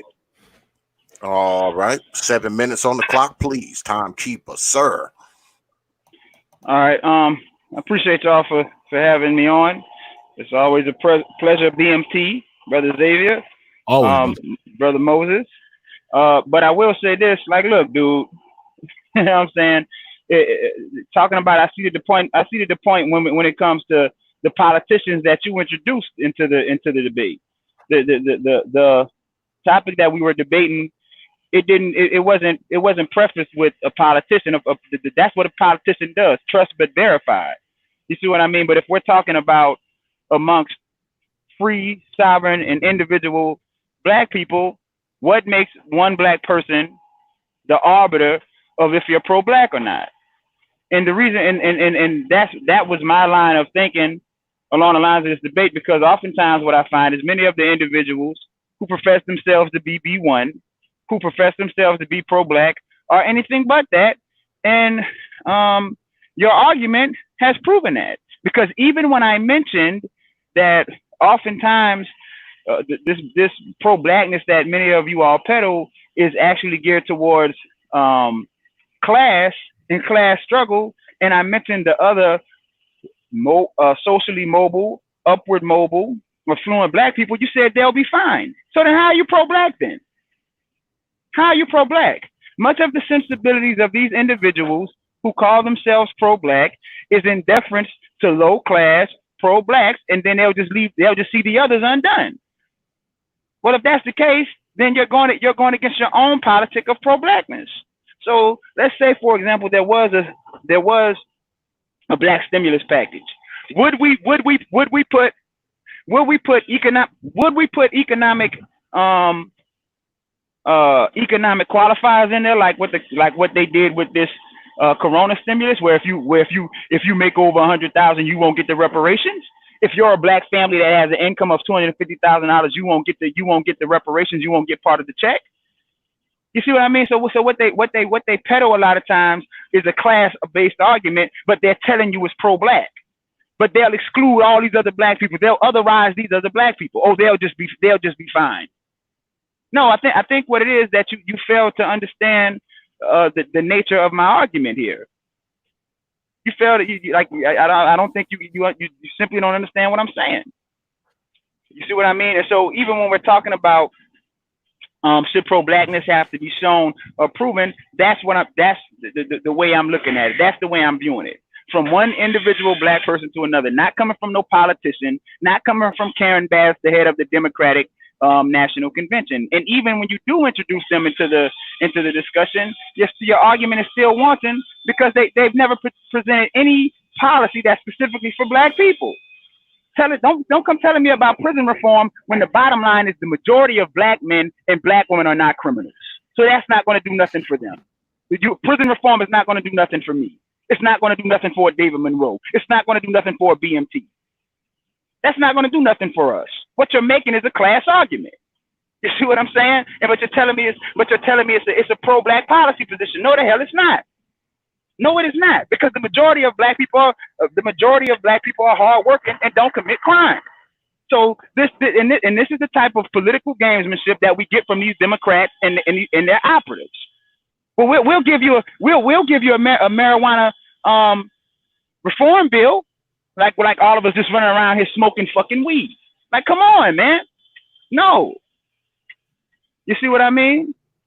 And this is what happens. You have many of these individuals who identify with this low tier class, and I hate to I'm not trying to sound elitist or sound divisive or anything, but this is what they do, man. But if it's a black family who want their kids to live in a good neighborhood, go to good schools, be able to go to college, they want to retire with a pension, they're espousing white ideals, they're assimilating. See.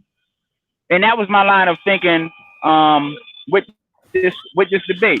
Like, introducing these political operatives into it has nothing to do with what we're really talking about here. On an individual level, when we talk about black men and black women, it shouldn't have to be proved, because it's a foregone conclusion. It's not a specialized politic, and that was my point. The only reason why you're presenting it as a specialized politic is because because what the argument you're really making is a class argument, which is why you're talking about prison reform and marijuana reform. You see what I mean? So, and I'll just yield on that. I'll yield the rest of my time.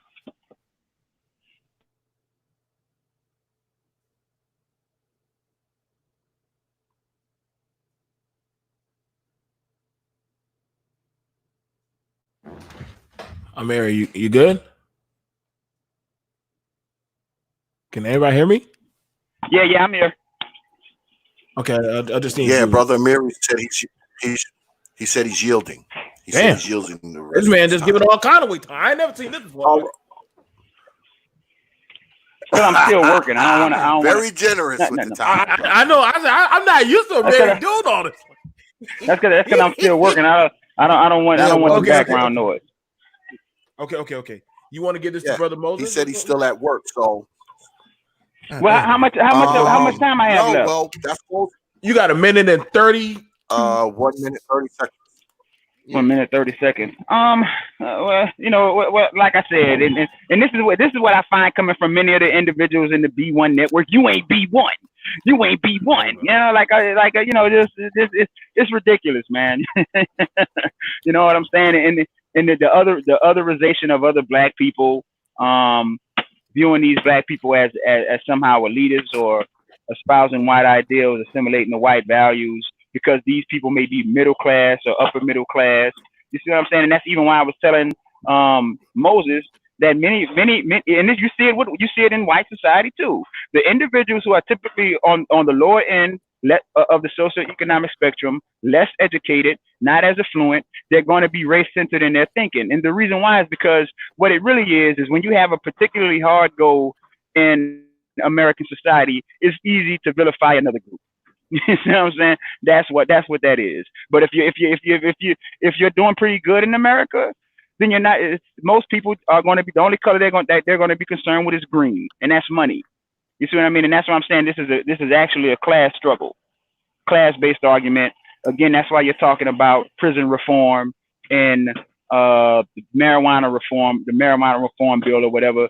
But the vast majority of black people aren't going to benefit from that because the majority of us are not just running around here smoking weed and committing crime. You see what I mean? And that's what I don't like when these Democratic politicians peddle this to us as if they're doing us something. They didn't tell LGBTQ that. They didn't tell the LGBT community nothing about no damn weed. They had a specific policy position for them.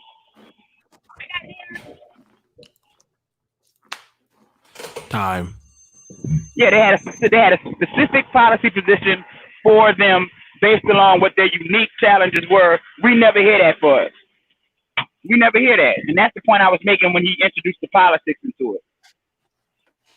All right. That's going to bring our debate to a close. Good shit, both brothers. Y'all know that at the end, you know, the brothers want me to do the polling shit.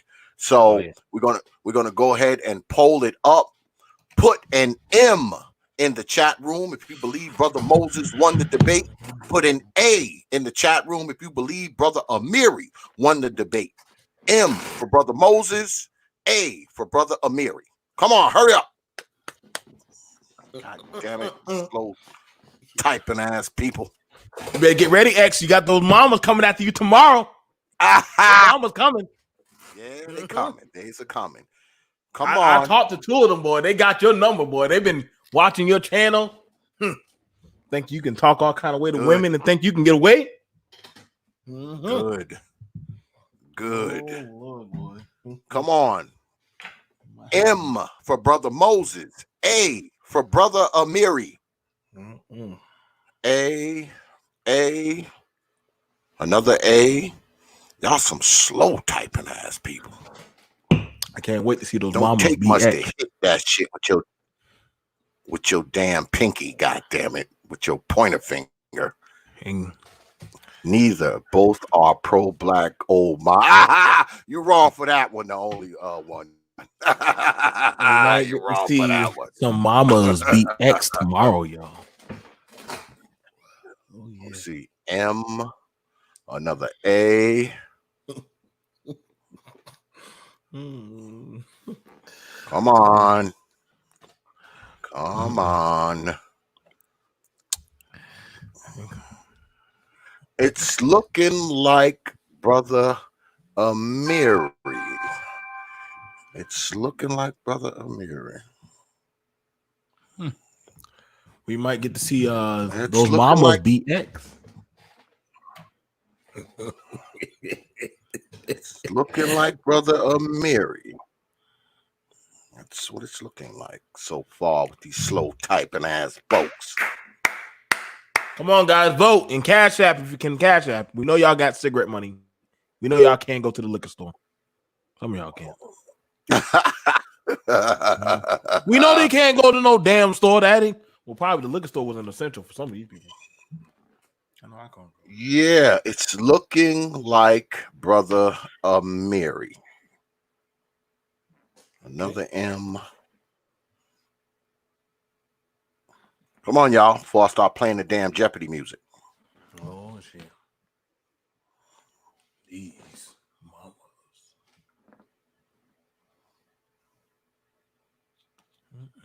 Boy. Mercy, boy. Y'all make sure y'all tune in tomorrow, boy. X versus the Mama Coalition. It was only going to be so long before they found X, boy. It was only going to be so long before they found him. I guess everybody has their day. Shit, I ain't like I've been hiding.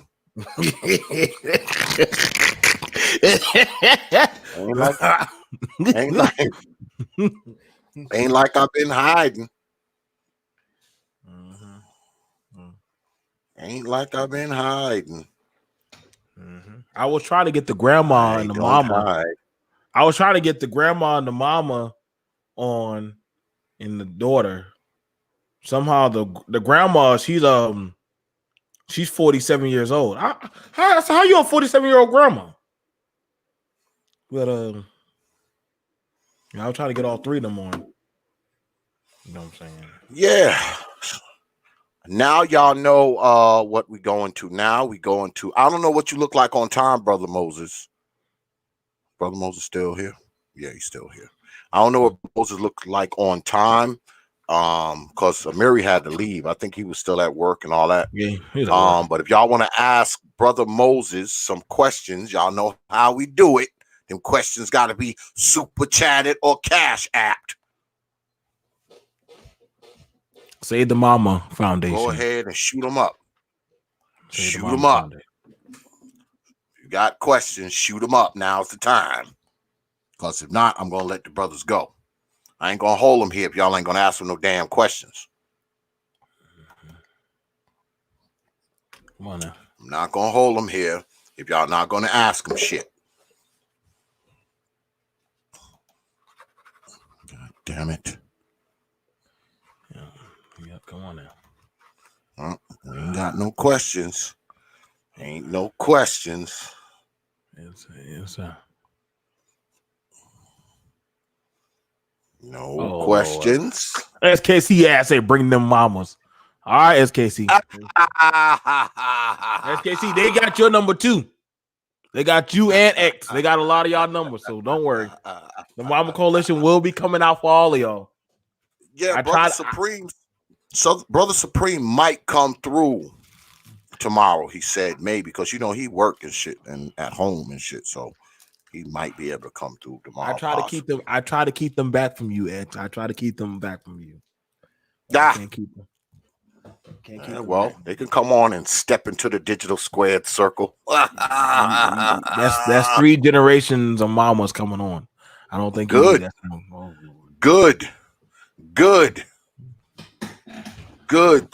Somebody need to be responsible for these mamas. Come on, Brother Supreme. Brother Supreme said he want to come up. Oh God. I'll put the link in the chat, y'all. Because only who I want to come on here gonna come on any goddamn way. So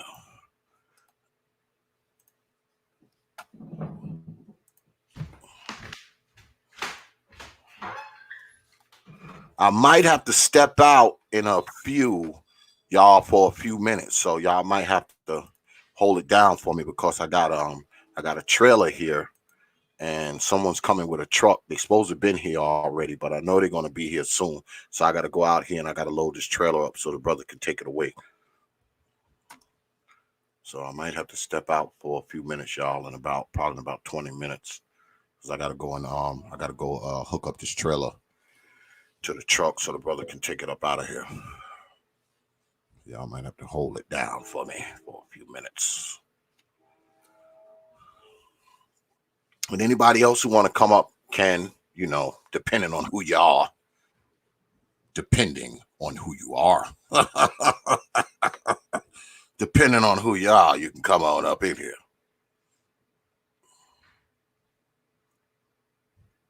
So I know Brother Supreme want to come up. And if you got any questions for Brother Moses, now's the time to shoot him up. It's crazy because y'all usually be questioning the shit out of Brother Moses when he's here. Damn, did I put him to sleep on this one? Yeah, they usually question the shit out of Moses when he come up here. Look like I put him to sleep on this one. I don't know.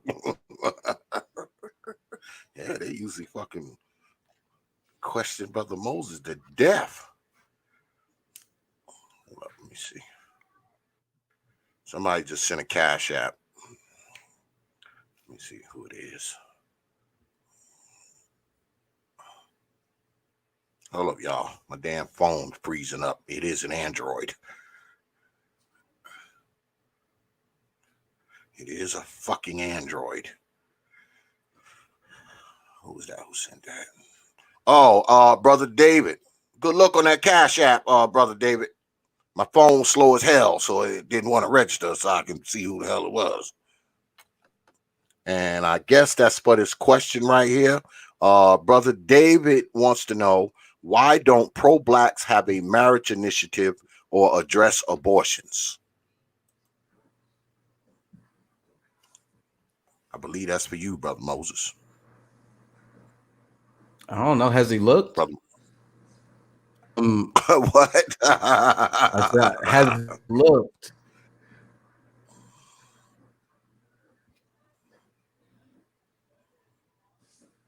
That's like, your answer, brother. Is he referring to like dating apps or something like that? Like they need a black Twitter or something where people can connect, or black hitched or something? Is that what you're saying? To have you might have to clarify, Brother David. You might have to clarify.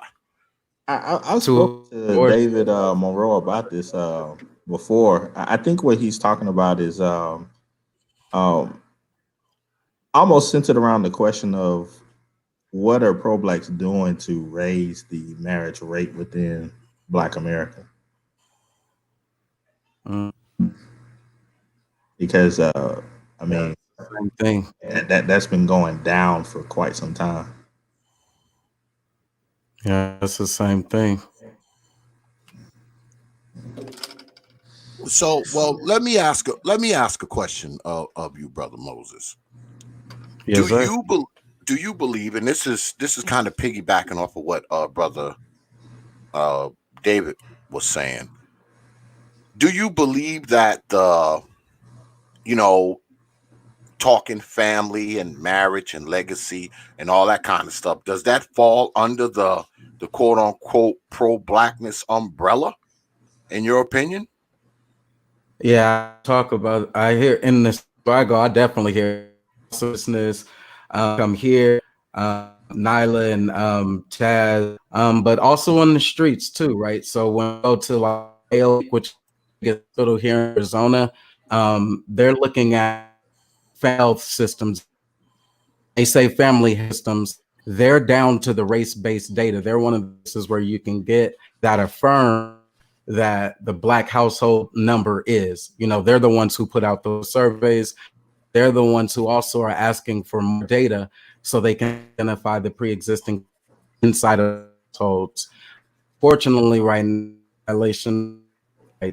it can waive that, but if you're a patient there, then you have no duty to report. What we really need more people to actually report so that we can even know what the fucking coronavirus does with, let's say, asthma who is African American. It goes back to Tuskegee syphilis. Anyway, it's a long answer, but yeah, there are pro-Black that are looking at the household and marriage and all of that shit. It just depends where you look. So if you're asking like streamlined application that is more accessible, do we need exposure media? I'd say yeah, but also need films that show the Black family as well, right? Because we are still to become when it comes to Social Security and Medicare spending. Now we're still low on the spending of it. You know, they said less than 30% of us are even going to the dentist every year. That's a hell of a thing. You don't even have $4 in your savings. So by being able to identify it, this important initiative of why we need our pro-Blacks at, well, it just depends on who you would consider Black.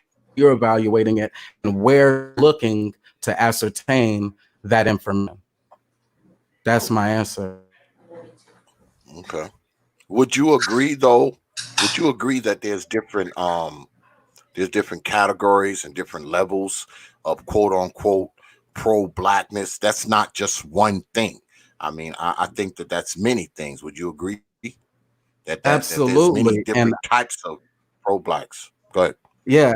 And while I'm thinking the biggest civil rights violation is coronavirus right now, and that's the one that we need to have our eyes on, that may have took my attention away in this debate, but it was still proving the point. Right now, though, I agreed during the debate with the civil rights as being even stronger, but that it is still the argument even for the claim of civil rights.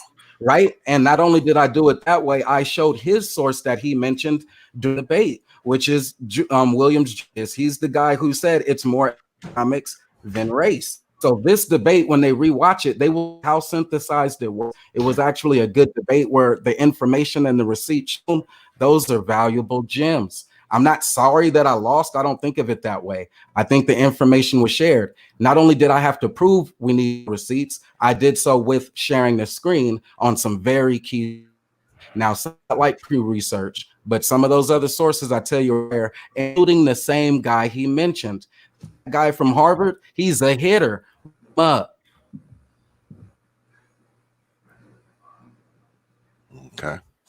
Brother Supreme, what's good with it, man? Man, what's going on, man? I'm up here listening to what Brother Moses was saying, messing around with WVN, because man, he said he gonna bring these mamas. Well, see, they already don't like your black ass, so you already know your ass. Full disclosure, the show was actually Brother BMT's. Well, I guess I can't even call him BMT no more. I gotta call him WVN. It was his suggestion, his idea. He came to me with it and said, X, these old mamas, they want to come on and I guess defend their positions and debunk mine. I don't know. But of course I accepted the request, and tomorrow they're gonna come through and we're gonna see what happened. Y'all got BMT to thank for this shit. they say black men ain't shit and y'all need to step up and I love it. I'll be here. While he's here, can you mind like some free form questions to Brother Moses? Go ahead if he got time to. I don't know what you look like on time, Brother Moses, but man, I'm good. Let's rock. I see. Salute. Pull the trigger. What's going on, man? Yeah, man. I'm just wondering, like, and this is not just to you, man, to everybody here, because the question about pro-Blackness and stuff that comes up a lot within these spaces. To everyone here on the panel, man, would you say that it is truly worth being pro-Black in 2020? Give me. Yeah, it's critical. It is like the life's blood that drives my spirit right now. I think it's like it's healthcare. They said in 5 days somebody goes to respiratory critical. We don't know how that is, but % of the fatalities was us. I'm still on coronavirus. I'm still on being the group that needs to be protected using civil rights as to why we need more receipts. Yeah. Is it important to be pro-Black though? Yeah. Right. Because it sounds like people are having an identity crisis, bro. If you're Black and you're working for yourself, you're pro-Black. Just accept it. If you're not a part of a structured organization of people working for it through media, if your tithes and offerings, you are part of the church, 99% of your money is going right back into America without one Black business invested in. Do you? But for those of us who feel we need bigger numbers, and that's the debate that was having. Now, I'm not sure if you can just limit it to people who claim B1 network versus having the debate perspective that I gave. Is it important? Again, yeah, because we already have more than enough people who are fighting for the other sides. Those other groups, like people typically mention, don't have to claim it because in their own sectors, of course, don't have to claim it. But for us, we know good and damn well there's every indicator of the sun, both economically and just in our culture, where we need more us's to be on that right side. Anyway. What do you say, the artist formerly known as BMT? No. Is it worth your time to be pro-Black in 2020? All right. And I'm good. I'm going to check out right there. Appreciate it. All right, brother Moses. No, it's not. It doesn't prove anything anymore, and it literally, it's not fortuitive, to say I'm pro-Black. Like, just think about that now. Like, I mean, think how. Just imagine you saying that out loud at imagine if an agent said that at a goddamn workplace, or that a damn white person, or anybody say that they pro something at your job or anywhere else, then they're gonna be like, well, shit, why should I come to your business? Why should I bother with you? You see what I'm saying? Nobody running anything marketable is only going to just deal if you're trying to make your business grow, but you're talking with people who work in the business field. We're not going to just say, well, I'm only just for my risk. No, I'm anybody that brings a dollar, that is doing right, that is doggone say, hey man, hook me up with a discount. Nah, fuck that. I'm pro money. Pay me my damn dollar. Shit, I'm pro money. Like, give me my dollar, man. Like, that's talk right there, man. Shit. Man, that pro shit. Me, if that's why I asked Brother Moses what I asked him, and I want to put this up on the screen because Brother Stoic pretty much what I think. I mean, that's why I asked Brother Moses, is pro-Blackness, it's more than one thing. I mean, because if you're talking about, it all depends on what you're talking about. I mean, if you're talking about, walking up and down the street, with a red, black, and green flag and hollering up and down, kill Whitey and shit like that. If that is your definition of pro-Blackness, then I say no, it's not important to do that. I am pro-Black. I'm pro-Black me. I'm pro-Black my Black wife, my my kids, my Black dog. Yes, I'm very pro-Black to them. But absolutely. Then there's a question to you then. Are you pro-Black mamas? Oh, absolutely not. Absolutely not. Absolutely not. Because see, you can't be pro that, because to be pro-Black mamas is to be anti-family. Because when you're talking about pro-Black mamas, you're not talking about pro-Black family. Okay, you're just talking about some chick who done had some goddamn kids by a bunch of dudes who didn't want their Black asses. That's not a winning formula. Okay, I mean, I don't even have to get into the statistics about the single mother shit. You get a bunch of people up here, oh, y'all can't blame single mothers for this. Oh, according to them, you can't blame single mothers for anything, according to them. But when you talk about these old mamas, all right, these old mamas are the ones who I believe that they put a certain portion, not everybody, but I do believe that they put a certain portion of black society at a disadvantage. Why? Because number one, how they raise the children, what they teach or what they do not teach the children, the situations they have a tendency to have the children in, especially these women who have 4 and 5 and 6 and 7 and 8, 9 in the throes of fucking poverty. All right. Because I feel like you have control of whether or not you bring somebody into poverty, especially after the first one. Fine, you laid down, you fucked some dude that grinned at you, and you got pregnant, and you had a baby, and your black ass poor, and now it's you and the poor, you poor, and you just created a poor ass baby. Fine, I'll give you that. But once it get to be 2 and 3 and 4 and 5 and 6, 7, 8, 9, 10, 11, 12, now it's like, wait a minute. You're just study repeating the same old fucking process. And if you're so irresponsible to bring a multitude of children into these circumstances, how could we actually say that you are a good mother? Because you're not even responsible enough to say, hey, look, I got 1, I got 2, my ass broke. Let me try to get myself in a better situation, before I bring, 5 more into the world. So you're not even responsible enough to think that way. You know how we know that? Because you got 9 fucking kids by 9 fucking dudes and you ain't married to none of them.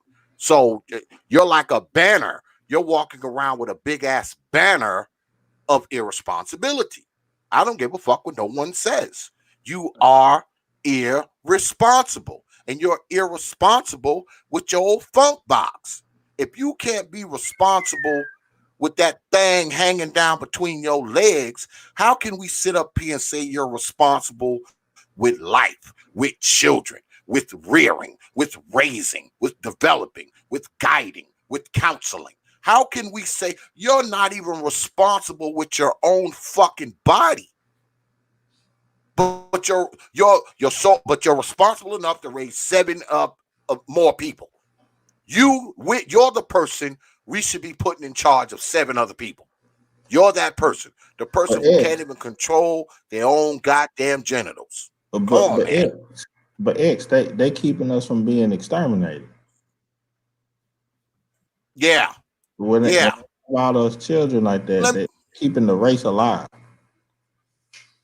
And see, that's the thing, Brother Supreme. We are so caught up in, because see, we have such a low bar. See, if you have a kid, you've accomplished something. That's the bar. Yeah, that's all you need to do. That's God. Forget how the kid is raised. Yeah. I mean, once the kid is here, you've accomplished something. Forget how the kid is raised, whether or not the kid eat, whether or not the kid can read when he's 15. Forget all that shit. Whether or not he's dead by the time he's 18, 19, 20, incarcerated. None of that matters. If you have had a kid or two, you've accomplished something. Because the bar is so fucking low. The bar is so fucking low that when someone happens to have a kid, the first thing they say is, oh, she's a mother. Oh, she's a queen. Oh, she's, reproducing. She's having this kid. Okay, fine. But what happens after that moment? Especially if the bitch broke. What happens after that? The kid is hungry. The kid is hungry. The kid is hungry. The kid is going to be living in dire straits. The kid is not going to get a real development or a real culture in most cases. Living in the fucking ghetto, so you already know what that means. Going to the shittiest of schools, getting the shittiest of education, because you know these hoes ain't teaching the kids nothing. All right, they get to school, they don't even know how to hold a pencil, but their little asses can cuss though. And like I always say, where they learning that from? Their invisible dad who's not there? No, they learning from the old mammies. because this is what their mammas are teaching them. All I know, X, is if you keep talking like this, that those mamas gonna be on you tomorrow, man. Yeah, well, shit. They gonna be I haven't in even you. dug into the crates yet. This is surface shit. Oh, I can get deeper.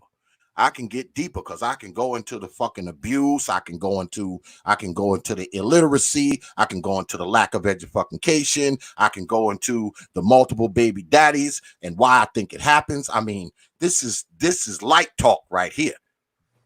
This is light talk. I'll bring out the big guns tomorrow. All right, because see, I can sit down. I can sit down and do.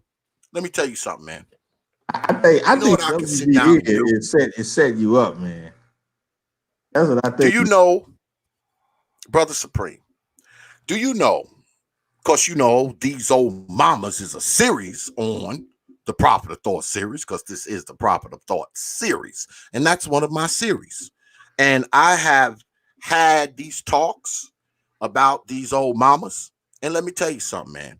Every time I do one of those streams, at least 2 brothers write me and say, X, it was like you was living in our damn house. I've had brothers write me. Say, I'm not lying. I have had brothers write me in my email and say, X, I listened to your show the other night and I fucking cried because you described my fucking childhood, X, like you was living there.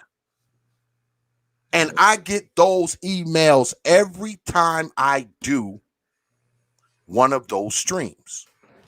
So that means it's something to it. Or maybe I'm just lucky. Maybe I'm just lucky that I happen to have people listening to me who, you know, their stories are similar to the shit I talk. I don't know. But your mama black, X. Don't you have any shame? Let me tell you something. I was on, you don't even have to believe me. You don't even have to believe me. All of us know who O'Shea Duke Jackson is, right? Brother ODJ, right? Mm-hmm. I did one of his rumbles back when he did rumbles, right? Mm-hmm. And I was the lead off on one of his rumbles. Mm-hmm. And I was talking about these old mamas. And I believe the topic of the rumble was, do black men hate their mothers? I believe that was the title. I'm not sure. Something to that effect. I remember that one. You know, do we hate our mothers? And let me tell you something, man. There were so many brothers in that fucking chat. I said, if the shit I'm saying is true, brothers, because of course, you know, people were coming up there saying, oh, X, that's not true, X. Oh, what are you talking about? I said, all right, brothers. I said, if any of the shit that I was saying tonight is true, put an X in the fucking chat. Boy, the fucking X's ran up that motherfucker like you never seen before. Because, man, this shit is real. There is something to this, all right? I'm not making this shit up. Not only have I seen it in my own life coming up as a young guy, because I had problems with my mama. But let me tell you something. Some of the motherfuckers that I grew up with, I'm glad that I didn't have their mother. You understand? Do you understand? I am glad that I didn't have their mothers because of the shit I see those dudes. That's part of the reason why I do it. I do it in honor of the kids that I grew up with. Because, see, when we was younger and we saw these things, we saw the abuse, we saw the beatings, we saw it. We saw the neglect. We saw it. And, you know, we kids, you know, we laughing, ha, ha, ha, too fucking stupid to call the police or call child welfare. So too stupid to call people, too stupid to go tell our parents what we saw. You know how many brothers, man, that I played ball with, man, and hung out in the neighborhood with, man, that would have burns on them, belt buckle marks, bruises, all kinds of shit, man. We thought this shit was funny. They'd come out with that shit and we'd be laughing. You got in trouble last night. too fucking stupid to call the police. Too stupid to call CPS or whoever. Too stupid. And I do a lot of that shit, man, in honor of those people. And I don't just do it in honor of the brothers.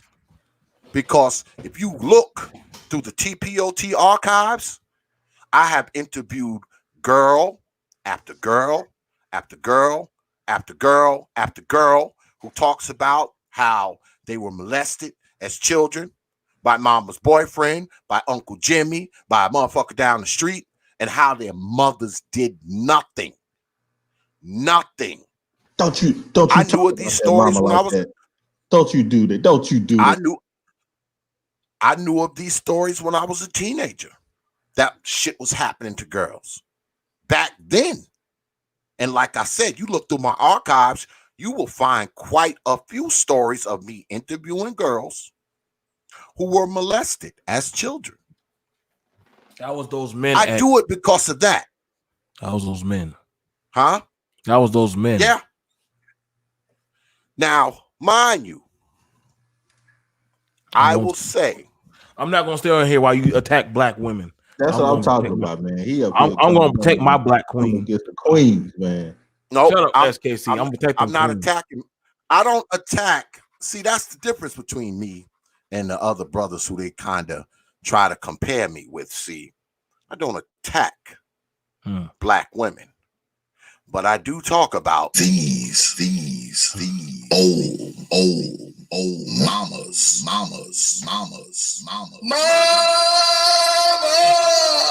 Yes, I do.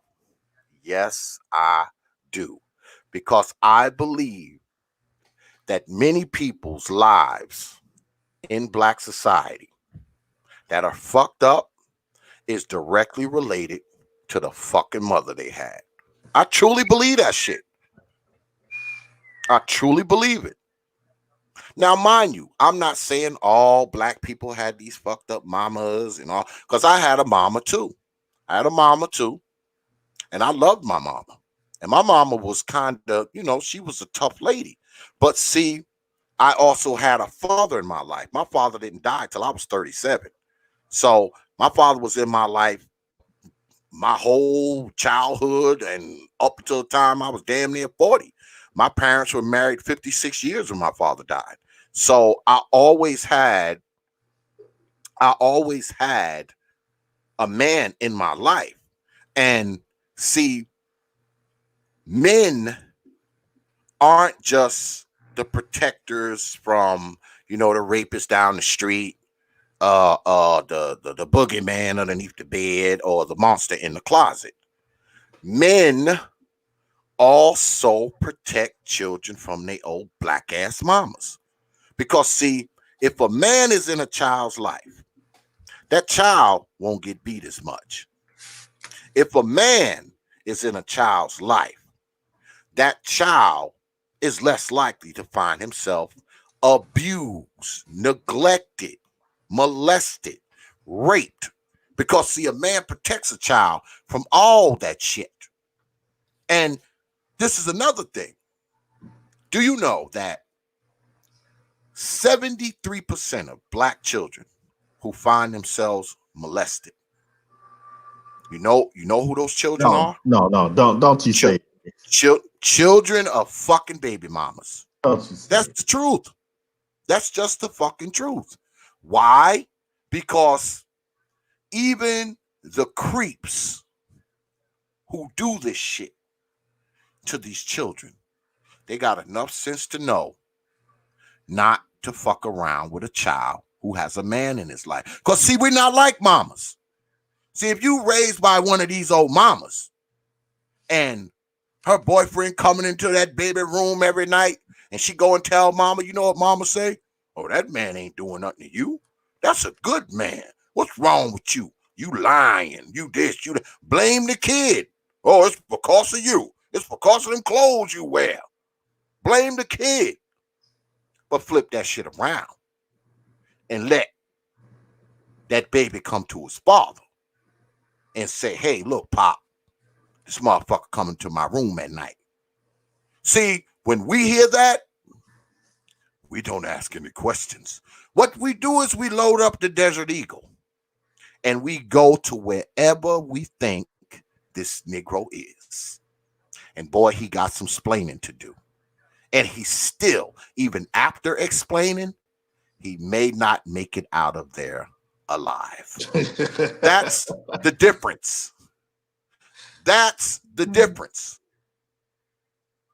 These dudes do not do this shit. Now you got some overly brave fools who try it, but they are a minority.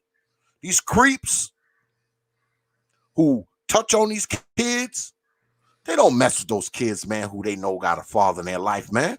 Because they already know what's at the end of that.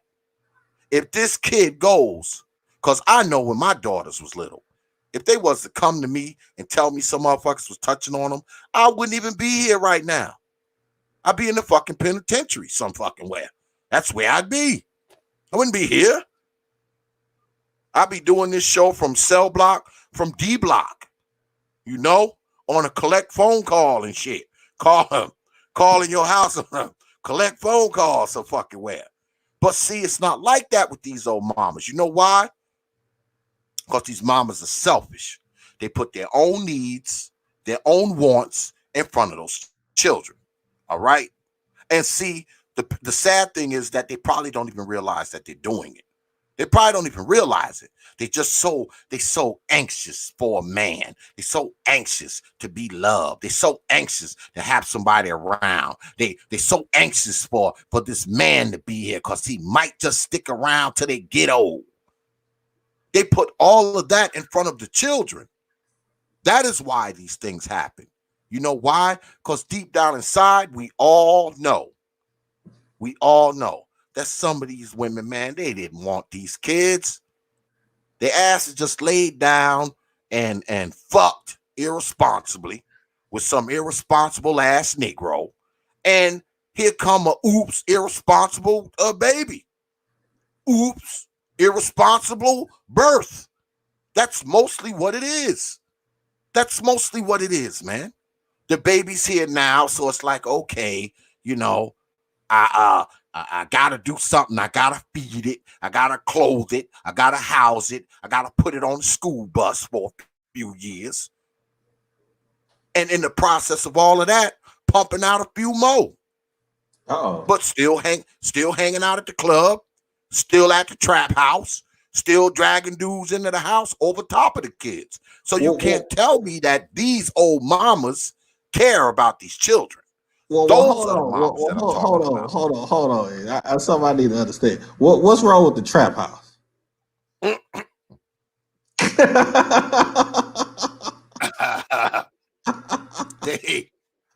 they still at the trap house, still in the club. What's wrong with the club? still dragging dudes home. You know, I mean that's how you got the other four dragging dudes home. Meet them in 2 weeks, man. I know chicks, man, and I mean I know them. Not that I know of them. I know them. We did met a dude, know them for like maybe 3 weeks, a month. Moved them right in. Moved them in right on top of the rest of the kids, and you know the kids got to make way because you know mama got a man now. Mama done found some man that's willing to come stay up in there on top of y'all. I mean, that's what kills me. Like, fine, you know, you need a man, you need some dick, whatever the case may be. I don't have a problem with that. My thing is, if you are a woman with a bunch of little children, right, and you meet some dude, and you met him in like 3 weeks, and he's willing to give up his freedom just like that and move in with you, that should be a red flag to you. Because, I mean, dudes ain't willing to give up their freedom like that. I know when I was a younger guy, I wasn't. I mean, shit.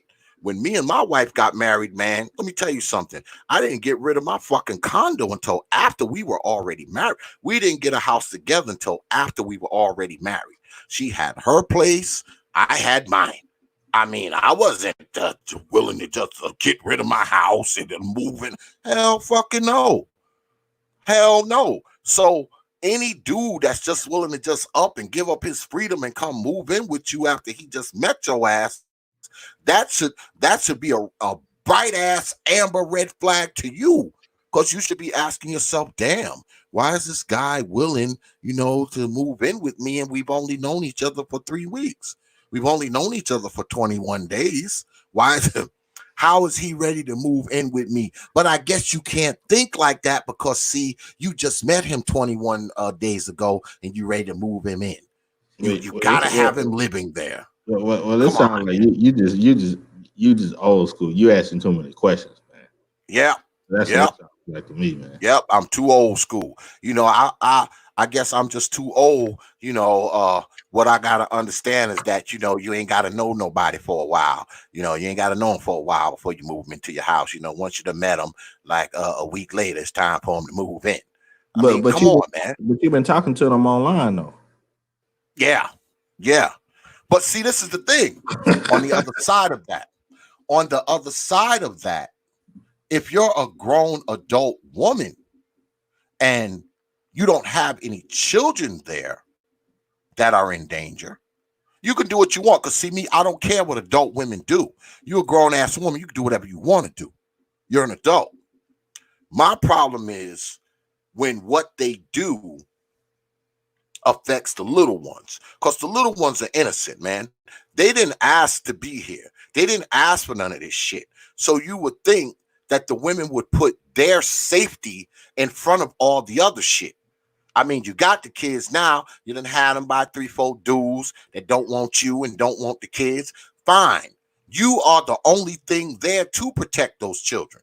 If you're not going to be there to protect them, that means they have zero protection, because they already missing a father, right? Father's already gone. So the only protection they have there is you.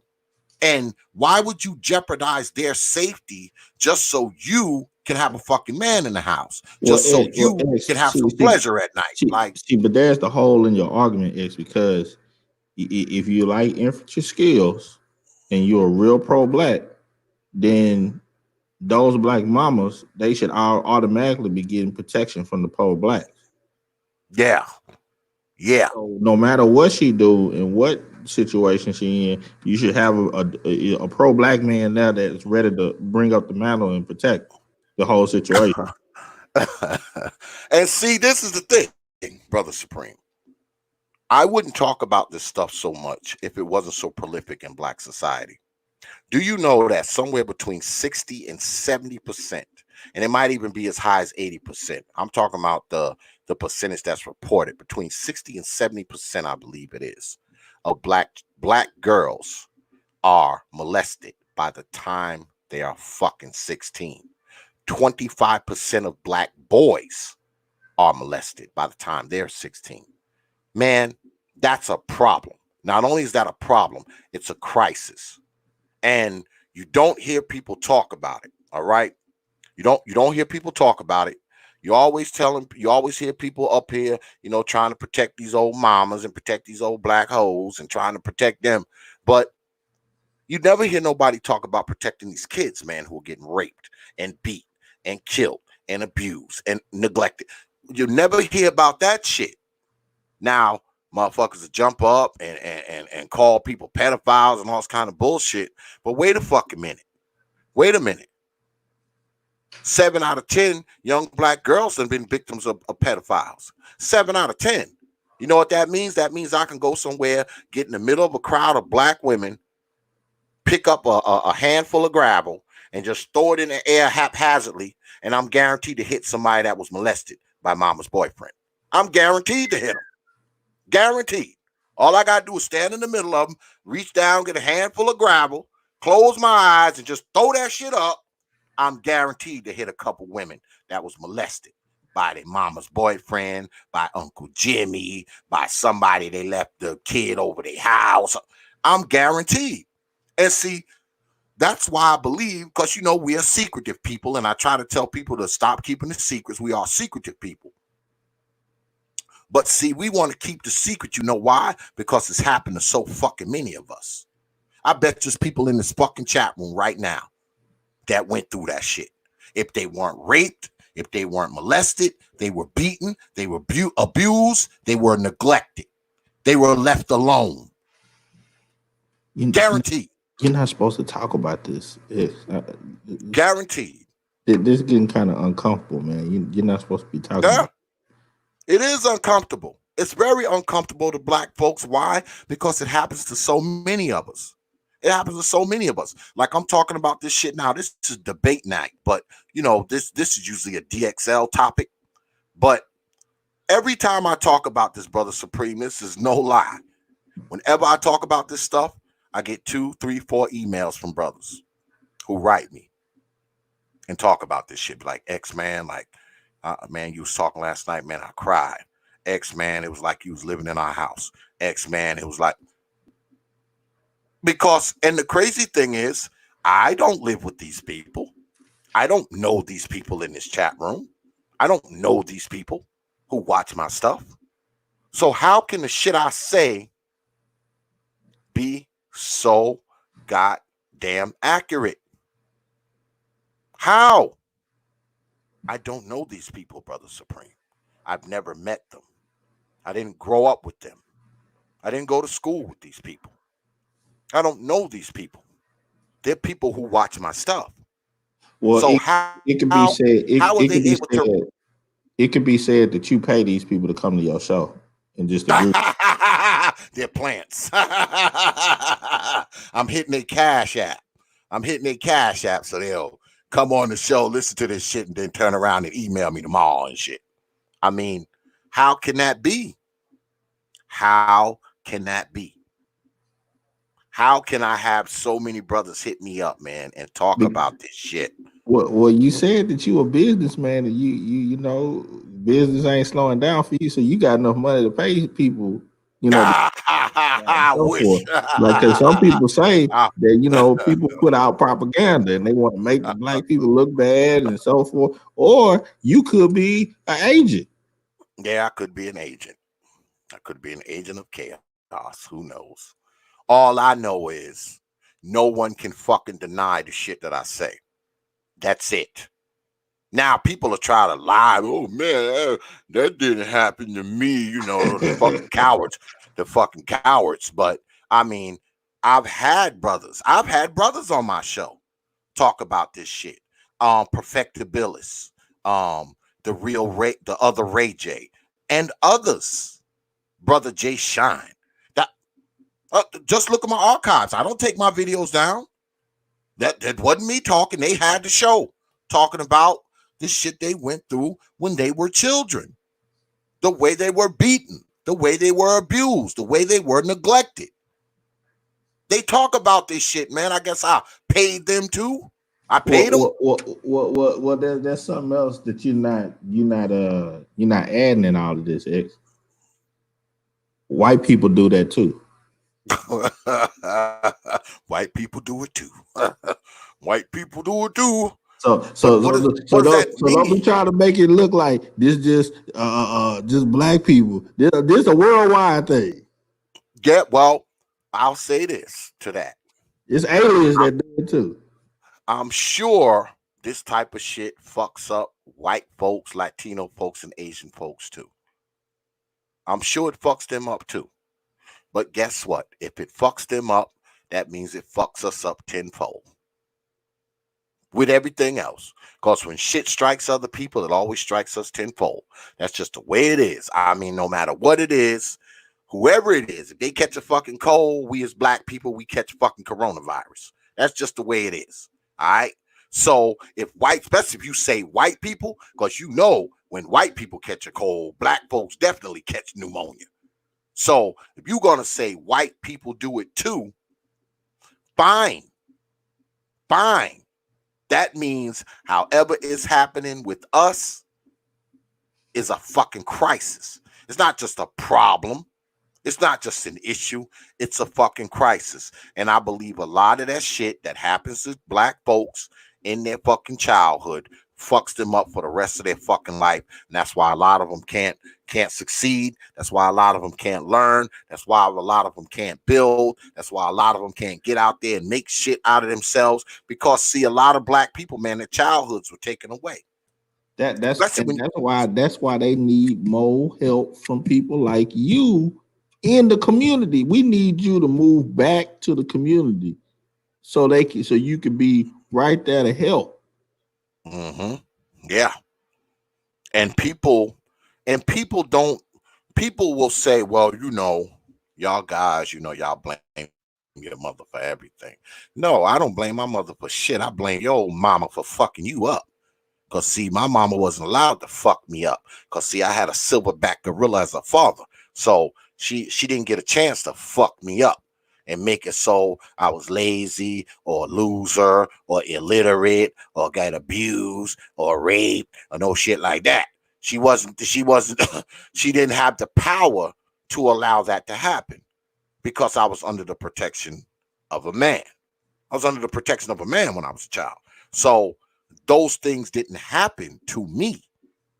But see, out of all the friends that I had, and it was a group of maybe 20 or 25 of us when I was young, I was like maybe one of the 2 or 3 who actually had a father in the house. Even back then. I mean, forget now, back then. And back then, people made fun of you because you actually had a father who put rules on you, gave you chores. I mean, people made fun, literally, oh man, you got a father at home. And the stupid thing is, I actually felt bad. I was like, damn, I got a dad. I gotta do chores. I gotta clean the yard. I gotta rake the leaves. I gotta take out the garbage. I gotta do all this shit. They had you convinced that having a father was a bad thing. This is what they tried to convince you of, that you having a father was somehow a negative. And most of those dudes that I grew up with, most of them, I know 3 of them are dead. About 4 of them are in prison. About 4 or 5 of them, they in and out of jail, on drugs. A few of them still live with that same old mama they had when we was growing up. Yes, still living with her, even though they're my age. Only now mama ass old as shit. I mean, a lot of these dudes that I grew up with who were being raised by just their old mama, a lot of them, their lives are shit. Their lives turned out to be shit. It just did. A lot of these dudes, they never became anything. They never did anything with their lives. Like I said, like 3, 4 of the guys that I grew up with are dead. And they didn't die when they were like this age. A lot of them died when they were like in their 20s. They died when they were in their 20s, man. Shot, killed, drug overdoses. I got friends right now, man, that I knew when I was a young guy, maybe 12, 13 years old. I got dudes, man, that are doing time in prison still now for shit they did when we were young, when we were like in our 20s. Them motherfuckers still in jail right now to this day. To this day. So all that making fun of you because you had a father and you had responsibilities and your father expected shit of you and all that kind of shit.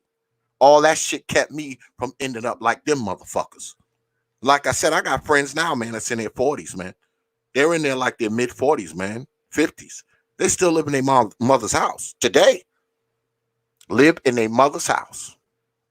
And they're like my age. No shit. But still living in their mama's house. But they need your help. Shit. They won't get it. They won't get it. Number one, I'm 725 miles away. Number 2, motherfucker, you my age and you need me to fucking pull you out of a hole. Motherfucker, you gonna sink. But that's your brother. Because see, if you ain't got your shit together by the time, if you ain't figured out what you want to do with your life by the time you're my age, you know what that means? That means you're never gonna fucking figure it out. So no matter how much help a motherfucker give you, you ain't gonna take advantage of it, man. You're not. Well, maybe infantry skills can help him out there. Say what? Maybe you pass the numbers over to infantry skills. He'll be able to put his pro-blackness to work and help them out.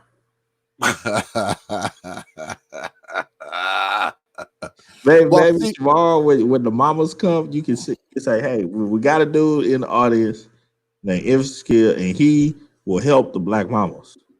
Yeah. I mean, don't get me wrong, man.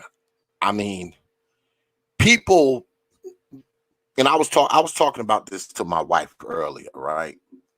And people often talk, up here about, this whole do shit for black people, do that for black people, and all this kind of bullshit. Now, not to brag on myself, but I mean, I do get out there, man, and do shit for black folks, man. I've invested time, money. I've even went places, man, and interacted with children and shit. I mean, you can go ahead and ask you, Butter. I'm at Zyx Institute interacting with those kids and then showing them shit and all that kind of shit. The only reason why I haven't been back lately is because New York City's so motherfucking bad. I'm scared to go out there.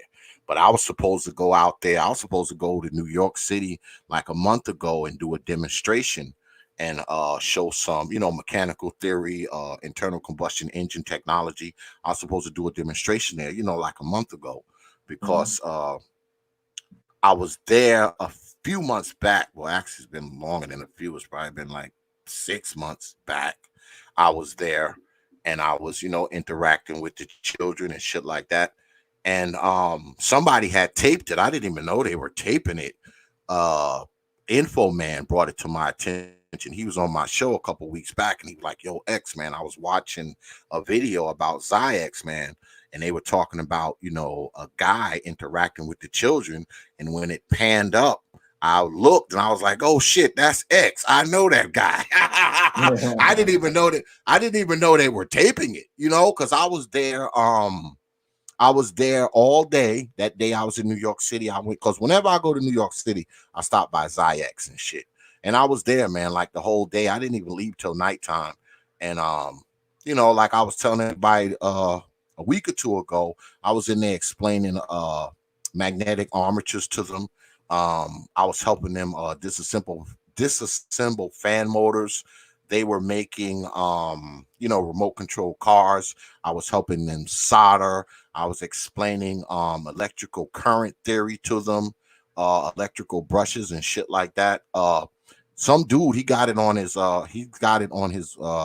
his page.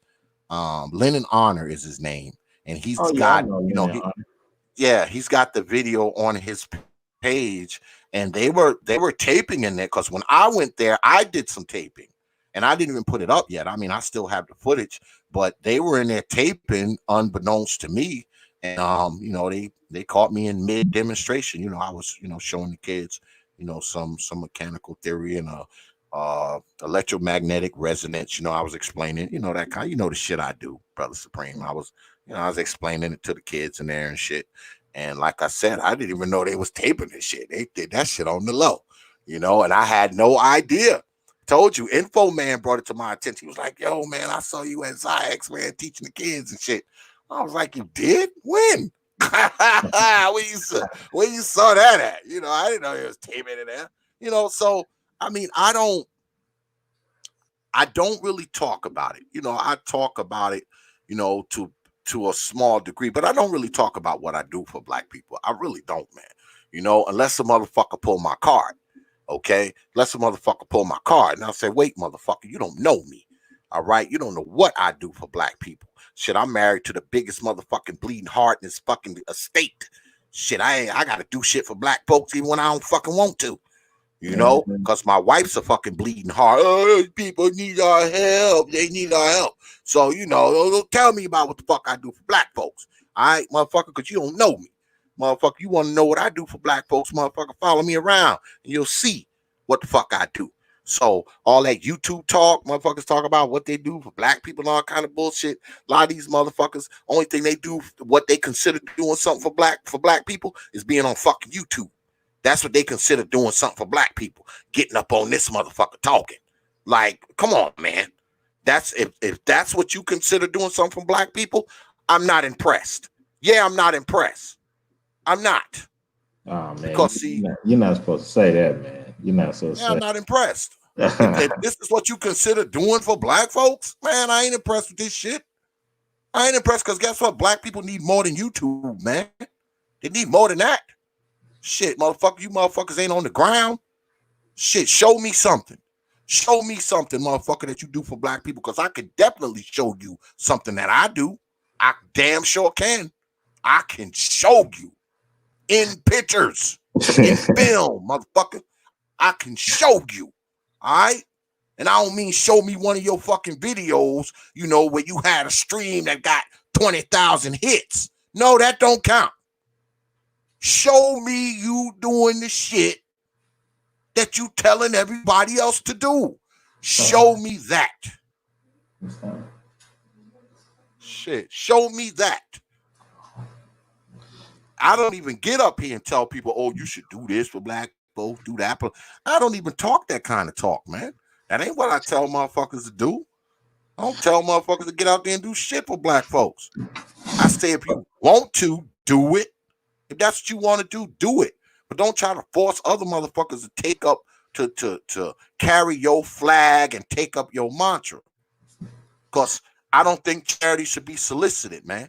Charity is something that should be given freely. If you want to do something for black people, you go ahead and you do it. If I got to grab you by the scruff of your neck and drag you into doing this, how effective are you going to be at it? What they gonna say? That's what a real man will do. but man, let me get out of here and get some rest. Let you close. Yeah. And I'm about to wrap this up, man. I'll try to come through tomorrow, but I'll probably. Yeah, tomorrow's gonna be good, man. It's gonna be good. I hope you do come through, man. Cause according to BMT, he's got one or two more chicks. And I told you I got wrote today by a chick who said she want to come on and talk too. So I said, feel free. 9:30 p.m. Eastern time on T.P.O.T. YouTube page. You know. All right. Good night, everyone. All right, Brother Supreme, you know we're rap, man. You know you're my brother, man. Peace. Yeah. I guess we're going to go ahead and wrap this up. As Brother Supreme just got finished saying, and I think I hear this damn truck outside. I got to go out here and load this trailer up, y'all. Hold on. Tomorrow, it goes down. These old mamas will be up on the T.P.O.T. YouTube page. They want to give X a piece of their mind, which is fine by me. Y'all make sure y'all hear tomorrow, man. It's gonna be fun, you know. We're gonna go ahead and throw down, and you know, I guess they're gonna try to give me the business and claim I bash women and all this old kind of foolishness. But you know, y'all know how I go with these old mamas.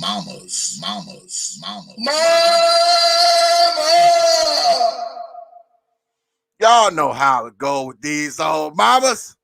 So have your black behinds here tomorrow, 9:30 p.m. Eastern time on the T.P.O.T. YouTube page. You know. I appreciate everybody coming out tonight, man. You know y'all my folks. You know, y'all know y'all my folks, and y'all been watching me long enough, man, and y'all know that I'm pretty consistent with the shit that I say. The shit I tell you, man, a lot of the shit is shit that I lived. A lot of the shit that I tell you is shit that I've seen. A lot of the shit that I tell you is shit that people have told me. I don't have to make this shit up. I don't have to make it up. Brother CJ, the video is on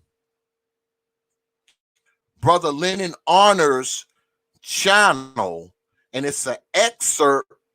He was actually doing a presentation, and he had took an excerpt from, I think he took it from the Zyx Institute Facebook page. He took an excerpt from their Facebook page, and he was showing it on his video. So that's where you can find it. You either can find it on the Zyx, I think it's on the Zyx Institute main page, and if you can't find it there, go to Lennon Honor's channel, because that's where I found it at.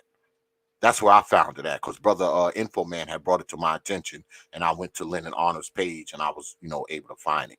It's just a short clip where I was explaining an electric armature, because it was a fan motor that we had disassembled, and what the kids were doing, they were taking these electric motors and they were making magnetic stirrers with them. And I had helped him. I had showed him how to disassemble the electric fan motor, and I was explaining to him, the mechanical and the electrical process of how the fan motor works, because the fan motor that he had was broken, I believe. And when we plugged it up, it had a hum to it. So I was telling him that it had too much resistance, that it wasn't a mechanical problem, that it was an electrical problem, something to that effect. So if you go to Brother Lennon Honor's channel, you can find it, and I'm sure you can find it on the Zayek's main webpage as well, Brother CJ. But yeah, I don't bullshit y'all, man. I try to tell it to y'all, man, the way it is. Fuck the bullshit. And me, I've never called myself pro-black. Because when it comes down to it, man, I think a brother like me, I'm pro-black by default because of what I do, how I live my life. I don't carry no sign or no shit like that. But I mean, by default, anybody tell you, man, I look out for the brothers. I mean, I'm not so keen on the hoes. Yeah, I mean, them, I don't really care, because I think brothers are a lot more valuable. I'm gonna be honest with you. I think brothers are a lot more valuable to society than a lot of these fucking women, man. I just do.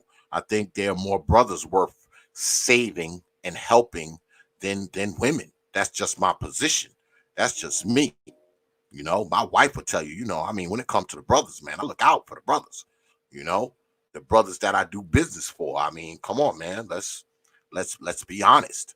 Let's be honest. I mean, I look out for the contractors that I'm on the contract with that are brothers. Shit, their shit get first priority, man, when they come to me. I just think that brothers, because see, brothers are the most ostracized and marginalized people on this planet. And no one's going to do anything for the brothers. All right. Women, people are always looking out for them. People are always trying to help them. People are always trying to lift them up. People are always trying to protect them. People are always trying to throw jobs at them and education at them and all this kind of bullshit. Brothers don't get that. That is why I look out for the brothers the way that I do. That is why I do that. I look out for the brothers because no fucking body else does. Nobody else does. That's why I do it. And I will continue to do that until I'm dead. I look out for the brothers because nobody else does. That is why. Y'all ever heard that song from Brand Nubian? I don't front on my brothers. I take care of them before I take care of others. That's just the way it is. It's my battle cry. And I know a lot of people don't like that, especially women. I know they don't like it. But that's the way it is. It's just the way it is. I think there's a lot of redeemable brothers out there. Is it everybody? Of course not.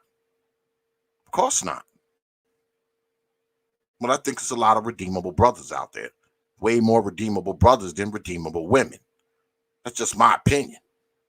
That's what I think. That's why I have no problem hiring brothers.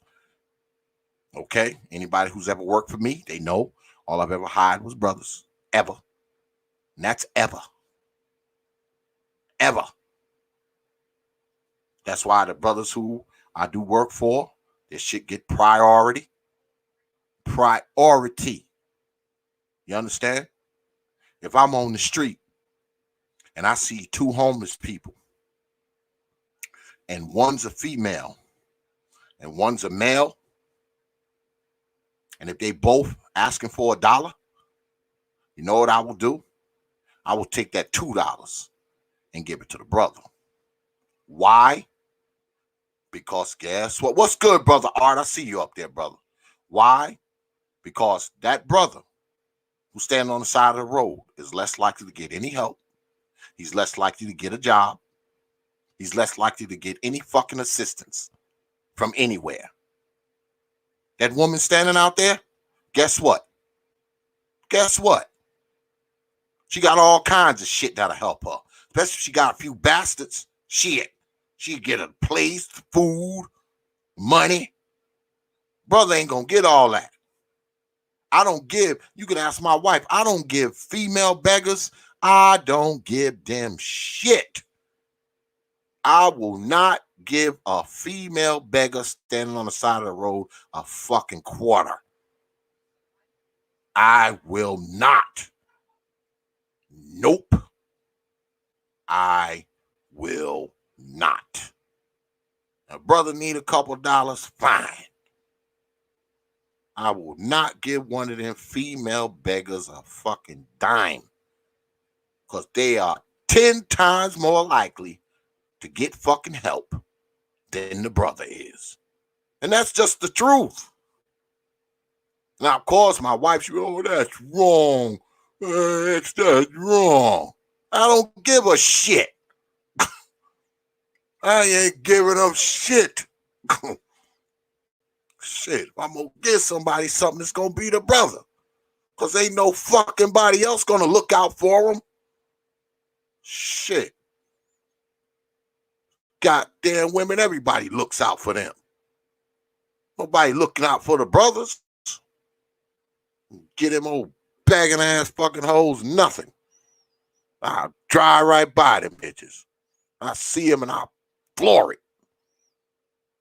When I see them brothers on that overpass, I slow down. Shit, even though I maybe can only give them $4, $5. Shit. Because I feel like this one of them female beggars standing on the side of the goddamn overpass shit. I'm giving you money for. Shit, I need to hold on to these couple dollars. It might be a brother a little further up who needs something. I ain't giving you shit. Out of here. Told you, my wife think I'm wrong for that. Sure, that's wrong. Should I tell her I don't want her giving them chicks nothing that be standing up there? No. Don't get them shit, man. Fuck out of here. Don't get them shit. Giving them nothing. Shit. I don't mind giving a brother a few dollars. I ain't giving them hoes a goddamn thing.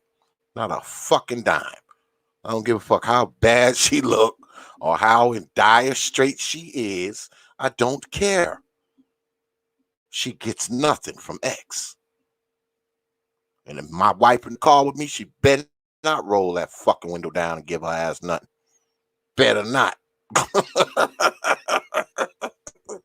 Don't you roll that goddamn window down, god damn it. Hell no. Exactly. Shit. She a goddamn female, guess what? Shit, she gonna get out there and do what? She gonna get out there and suck balls and do all kinds of shit anyway. Shit, the brother ain't got that option. Shit, he ain't got that option. Shit.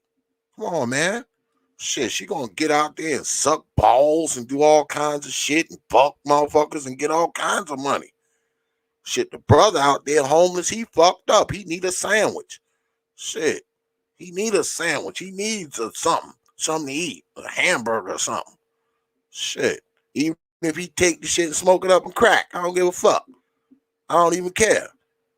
Shit, that ain't what I'm giving it to him for. I'm giving it to him because I want to be able to say I gave him enough money so he can get him a hamburger or a soda or a sandwich or something. You know?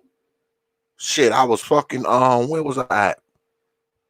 I was coming from Harbor Freight the other day, and I got to the stop sign, and the brother was like, yo, man, I need a bus fare. I said, how much is it to get on the bus? He said, $2.50. I gave him $5. I said, well, shit, you go there, you might want to fucking come back. I gave him $5. Why? Now, he might take that $5 and buy him a bottle of cheap wine or some shit. I don't know. But shit, if he did want to catch that bus, go there and come back, he'd be able to. And I'm glad I'm able to say I gave it to him to do it. But if he had been some chick, I wouldn't have gave that motherfucker nothing. I wouldn't even roll my fucking window down. Shit, I come to the overpass and I see them chicks, and when they start walking up towards the car, I'll be like, don't head over here, girl. Don't head over here. I'd be like I said, I tell my wife, don't roll that fucking window down. We ain't giving her ass nothing. Shit. Your ass will get some help. All you gotta do is walk into one of those places, goddamn DSS or some fucking body. All you gotta do is walk up in that motherfucker and say you homeless or whatever, hungry or whatever. They're gonna put you up. They're gonna put your ass in a homeless shelter or put you in somewhere. Man can't walk in there and say that shit. Please. Fuck out of here. Like I said, I look out for the brothers because don't nobody else fucking do it. Period. But I done went all off on a tangent. This shit's supposed to be ended 20 minutes ago. I appreciate y'all coming through tonight, man. Good folks, man. It's always good, man, to be up here with you, man. And you know, another good debate. Y'all said that Amiri took it. He won. So we'll leave it at that. So what I need y'all to do right now is get your black behinds down to Facebook. The Facebook page is Prophet of Thought series on Facebook. That's Prophet of Thought, one word, series, the next word on Facebook.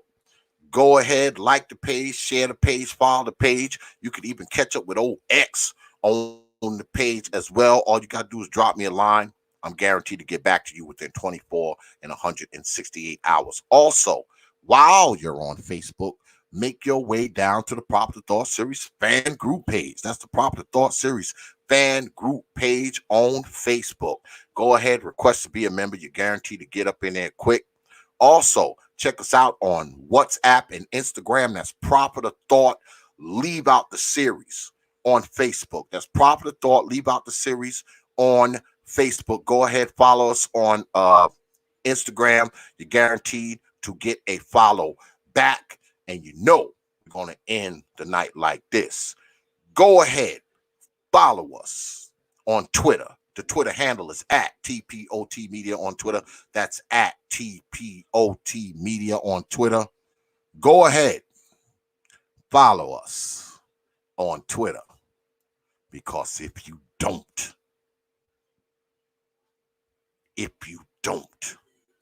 I will haunt your old black ass mama and your old black ass grandmama in their fucking dreams for the next decade. Once again, man, I want to thank everybody, man, for coming out tonight.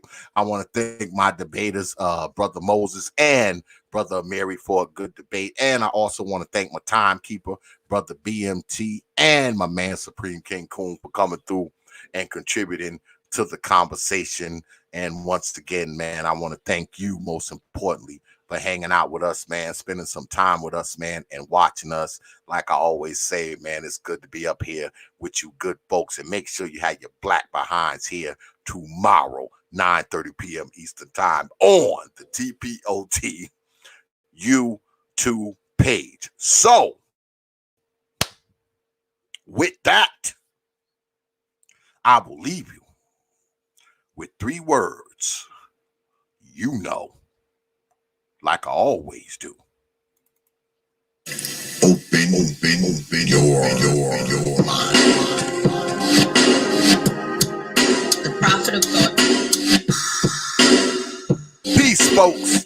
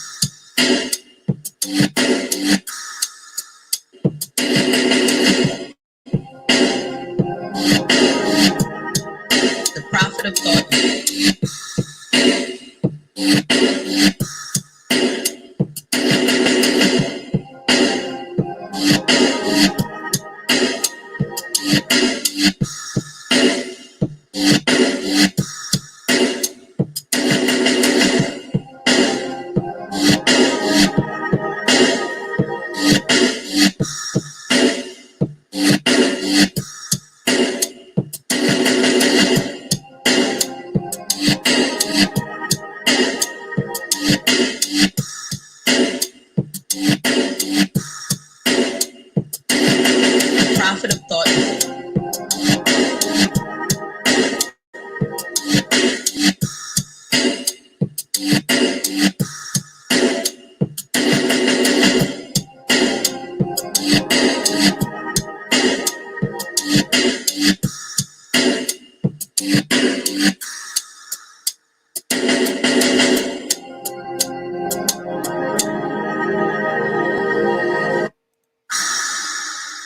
Open your mind, open your mind, open your mind, open your mind, open your mind, open your mind. Only from the Prophet of Thought series media.